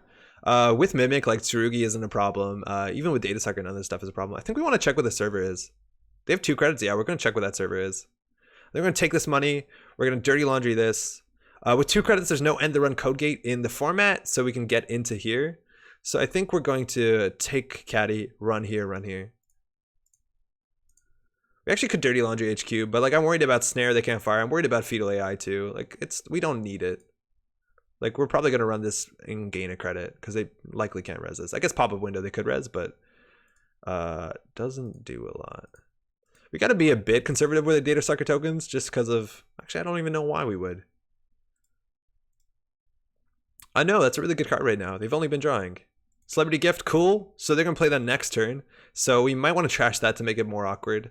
Let's go Serta 3. We can definitely trash stuff in here. And again, there's no code gates they can really res for 2 credits. If I'm not mistaken. I think I'm pretty familiar with the ice in the format. Oh, that's the only one. Whatever that fires. Please don't hit the Abagnale. Please hit the Stim Hack. So they look at the top of the R&D. They can put it on the bottom if they want. We don't know what that is. Hold on to 3 sucker tokens to deal with Archer. They could, but they can't fire Archer. Oh, they hit that. That's like, okay. The thing is, like, Archer, they need a thing. That data sucker token might not have been worth it. They can't res Hokusai. We're definitely trashing this because they're super far away from Celebrity Gift. That's Ash. We'll trash that. That's Nisei. Well, we steal those. That has been in there for so long. They can shuffle this too. Let's see what they did. What did they do with Yagura? They didn't. So it was a good card on top. So if they want to shuffle, they're going to lose their good Yagura card. So that's kind of feels good. Yeah, it's not. You're right, Wayne. It's not a threat. So now they're setting up for that and showing us their hand is really good when we have on top of our deck, you know, the single copy of the legwork. 4 credits. They could res an Enigma now, which would be fine. We don't know what these are. We did get one of the strong cards in their deck. We'll draw into the legwork and now run HQ, then hit caddy. That's probably our play for a while here. We also could probably run archives to just charge data sucker tokens, and this might be the Neural Katana. I wouldn't be surprised, and that's a 1 credit for us to break. I don't think they ever res it. This gains us a credit. Let's us scry our deck. Yes. There's a Celebrity Gift again. We're going to see that relatively soon. So the top card of our deck is unknown. So I think we're just going to hit Caddy Jones up. We could also just check these. Checking archives has some value. This is an ice though. It's not. It's 100%. It's an ice. So I think we just hit Caddy Jones. I don't actually want to hit the Sure Gamble. I think it's a cool surprise that we have. You need to spend 1 more credit for the second sub of Eli. Oh, you're right. Thank you. I think we'll just take this. It's fine. We might be going too slow. We might be wanting to draw through our deck to hit the R&D interface or the FEM. That's probably better. So they might Celebrity Gift here. Probably don't need to. And if they don't Celebrity Gift, it means like legwork seems pretty good. But they now can start threatening resing ice, and now they can res code gates. They have Lotus Field. What do they have? I think they have Lotus Field, which is something we actually have to watch out for because we can't data sucker it. And that's largely it. They don't have a lot of ice. Oops. Uh-oh. All right. Let's make them res ice on archives. Wait, why are we running archives? Oh, well, they res that. End the run unless the core pays a credit. Okay, I guess we're gonna... Do we want to end the run? It's free. Yeah, we'll break it because it's free. Because we get this back and then we get a data sucker, so it's a bit better than free. At least they spend a lot of money on that server. Now they also want to not put end the run servers on the outside remotes. The fact that this is okay, so like, yes, fuck John Mastinori. The fact that this here looks like it's the neural katana, it's a bad res, means we can run here, and if they don't res, we can jack out and then charge the remote server, which is really bad for them. Top card is unknown. Oh, I think we'll just put the Abagnale down, hit this up, take money off of this. They can C-source us, but we have a lot of money. Pretty sure this is a daily business show. Don't know what this is, or maybe it's the opposite direction. I forget. But I think we want to keep going for singles. Unknown in server. If they don't advance it, they advance it. So Fetal, Nisei, what could this be?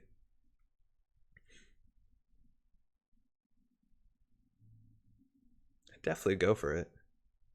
If it's Nisei, we steal it easily. If it's Fetal, we need 2 credits, 2 cards. Then we can keep drawing up. None of these cards are that good. I think we'll go for it. Snare is fine too. Because then they can't score it. A single advance trap is like what? This actually looks super suspicious. This looks like an aggressive secretary if I've ever seen one. Right? This looks like an aggressec. If we lose our corroder, it's okay. If we lose our mimic, it's relatively bad. I think this is aggressive secretary. This is where you siphon them classically. But they didn't like, it's okay, it's NGO. They didn't celebrity gift us, so I'm pretty sure this is a trap. I'm gonna use these tokens. Show us something cool, Paragon. Armitage? No, that's good. That's a June bug. That makes this much more tempting. So this most could do 2 net damage. Either if it's Fetal. I think we'll run it and then we'll draw out of it. I honestly don't care to break one of these. Look at the top card, the bottom of R&D. They could bury an agenda. Yeah, fuck it. We can always like pull out so we don't have to worry about punitive. And I'll use a data sucker token on that, I guess. Go falsified credentials. Yeah, right? So I'm pretty sure we're going to get aggressive secretary here. Oh, it's a June bug. Whatever. Oh, we kept the best card. So they had 2 June bugs in hand. That's fine. So they could double neuro us. So we're going to draw once. Very unlikely that we're going to be hit by C-Source. So I think we can just hit Caddy over and over again. I think we're just going to have to wait until we hit enough singles. But like that turn cost them a credit to install, credit to advance, a credit to fire the June bug. And they need money more than anything. I think they celebrity gift right here. So maybe it's good that they hit the legwork. 100% all we're doing this turn is trashing the pad. Oh, they have money now. We still trash the pad.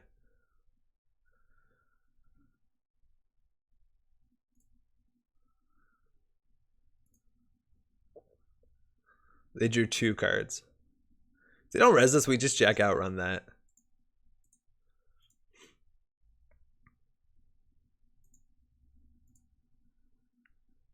Sneak Door Beta honestly isn't that good. Not only are we never going to have enough MU for it, so we'll add it at the bottom of the stack. I think this is much easier. Yeah. Oh, fuck. We should have gambled first. I'm an idiot. And now we have to take money off of that? Oh, that's a huge fuck up. What am I doing? God damn it. Now we have to take money off of this because we have to respect C-Source. That's a damn shame. We'd add a double neuro if we install this, which would be bad, so I'm going to draw. That's really awkward. So bad. Sorry about that. So we're looking for FEM, we're looking for RDI. We have no more multi-access. We threw out a single HQ interface. We lost our single legwork. So they're throwing that out. It looks like it was the Neural Katana. Hopefully they found something better. If it's a toll booth, we're going to look pretty bad by the sneak door, but at least we have another one. So no data sucker tokens. So Archer's fine. They can't res it. We can trace through a flare. This will be fine.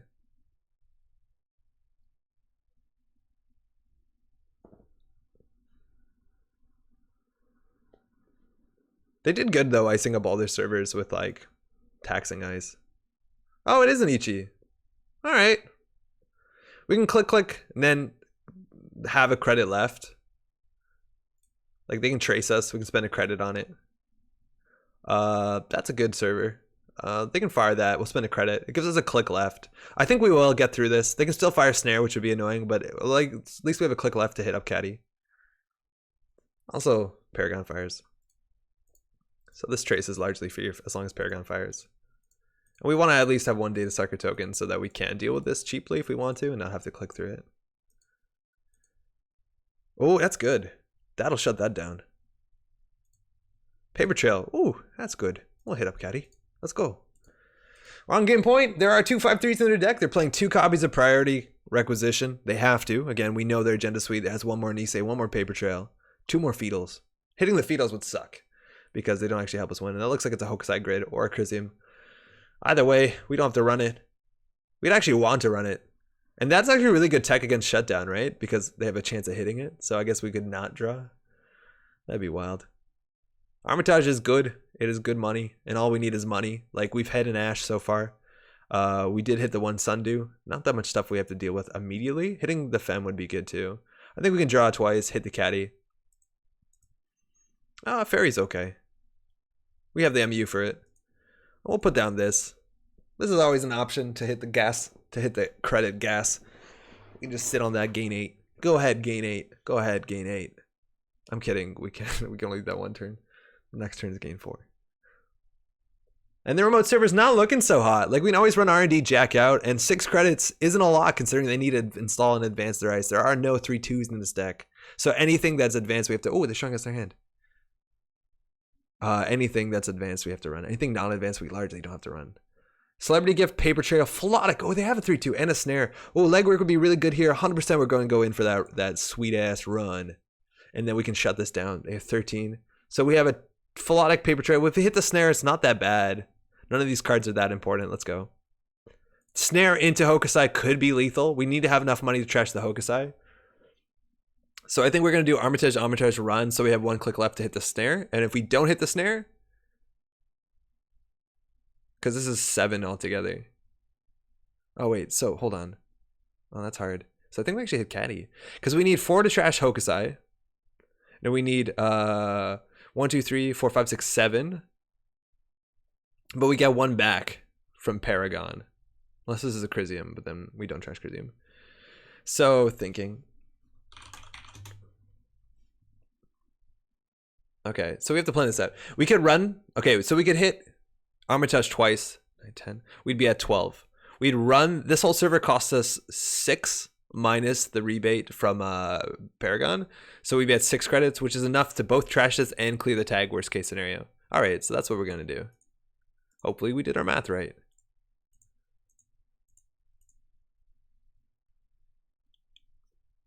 Don't forget your game credits. Oh, we 100% forgot our game credits. Thank you.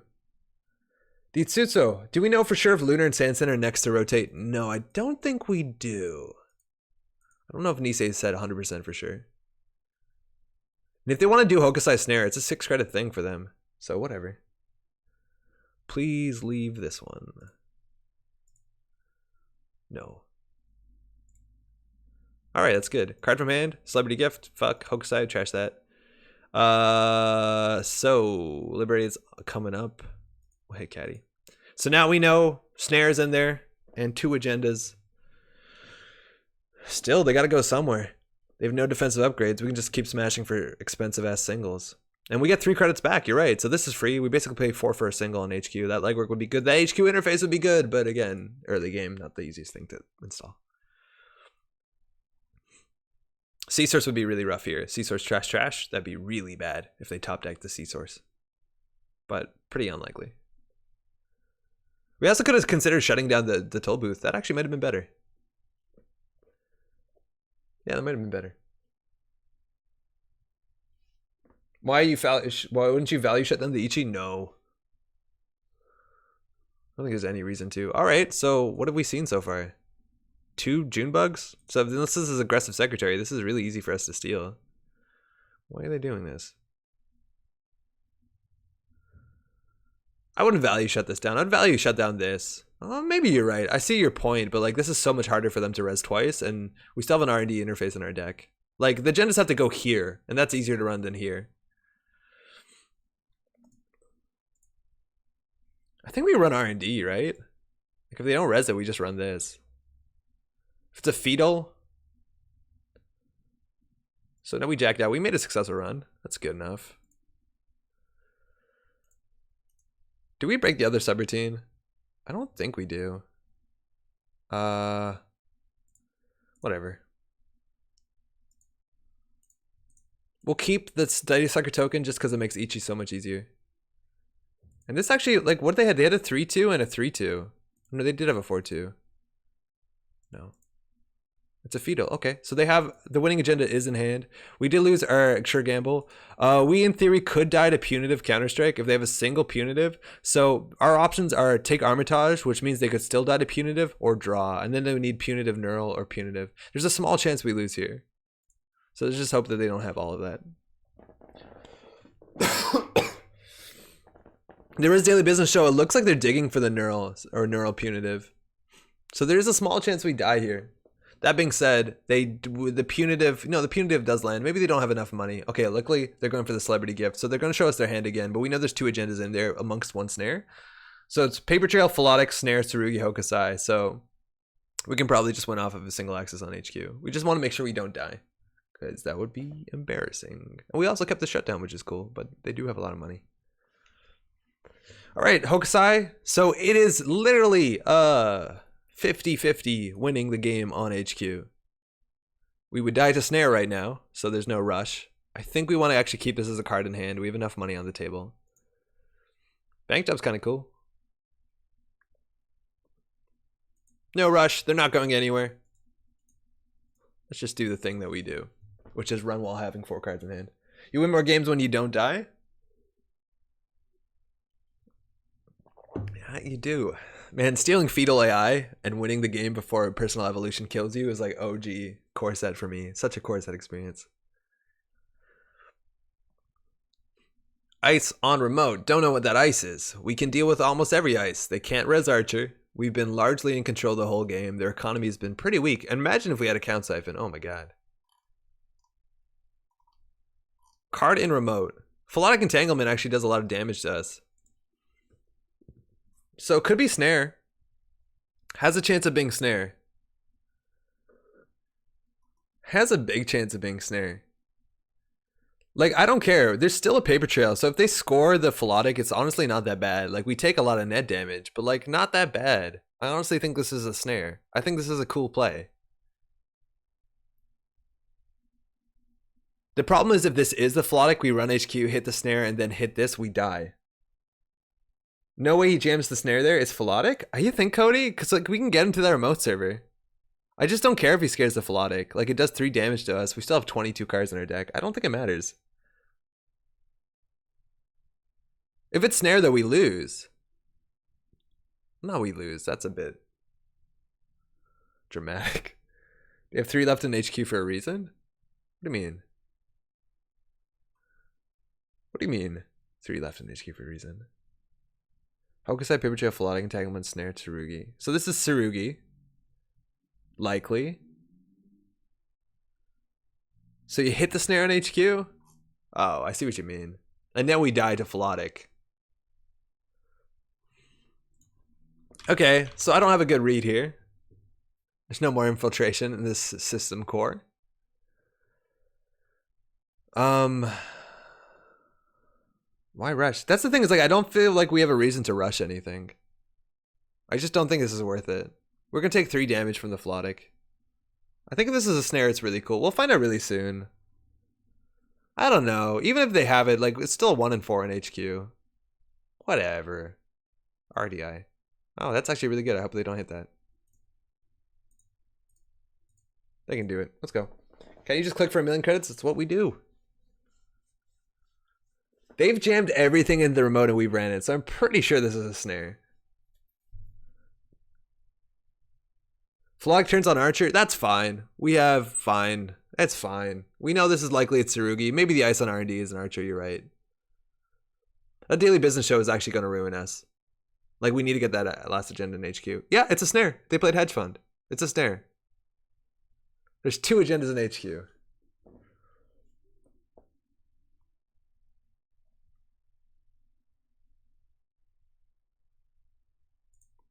Feels good. Let's go.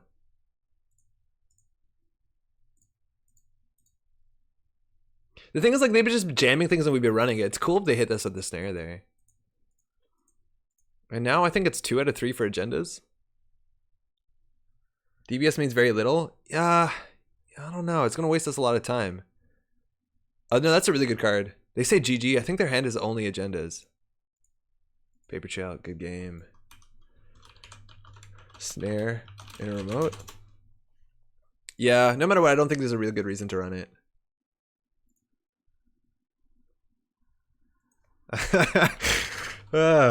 Ooh, it was a hard call.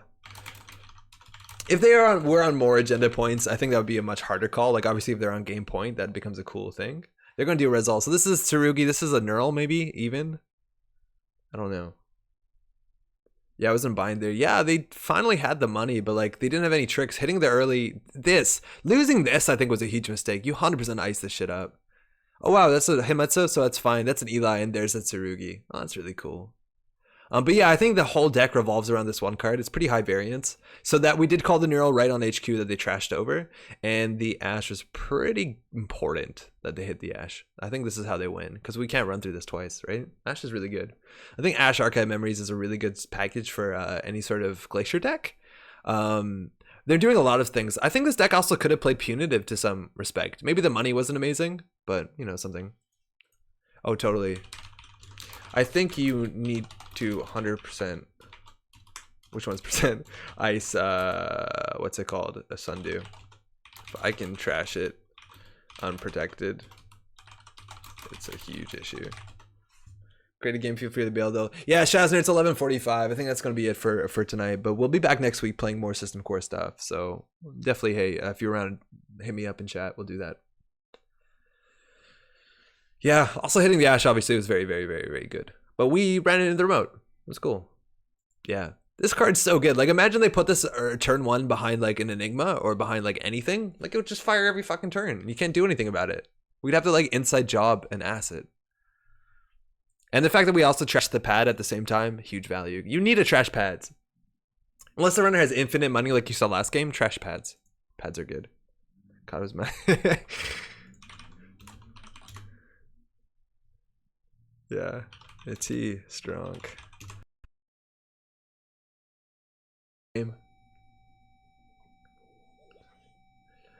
That's largely it for tonight. We're going to be making a video this weekend, which is super exciting. It's not something I've done in a long time, and we're going to try and make it as simple. Would be a great idea, by the way. Totally. Thanks for the game. We're going to be making a video. Hopefully it's a bit more, well, not a bit more, but it's a bit, like, I hope it's accessible enough for people new to the format. I highly again recommend you to join up for the tournament. It's fun. You have 2 days to play on. If you do terribly, who gives a shit? Everyone's super friendly. You'll learn the decks. You'll learn the game. You have like games against new players. The most important thing. So highly recommend it, even if you are a bit anxious about it. Again, winning is not the cool thing about Netrunner. I was talking about this recently after GNK, and like I still think losing Netrunner is super fucking fun. It really is. So don't worry about it. Also, one of the best ways to get better, if that's what you want to do, is to play. That's it. That's all me. That's me. Everyone join and play. Yeah, jogging. Totally. I agree. Anywho, that's all for tonight. We'll be back next week. We'll be back actually earlier than that with the video. Events in Montreal. Nothing coming up too soon. We had a GNK last week. Ended up going to it. Won it. Feels good. Dethroned Patrick, who was the reigning champion. We had some really good games, actually. It was really fun. He plays, man, Sportsmetal. That's all, though. We'll be back. Thanks to all the people in chat. Thanks to everybody we played games against. That's largely it.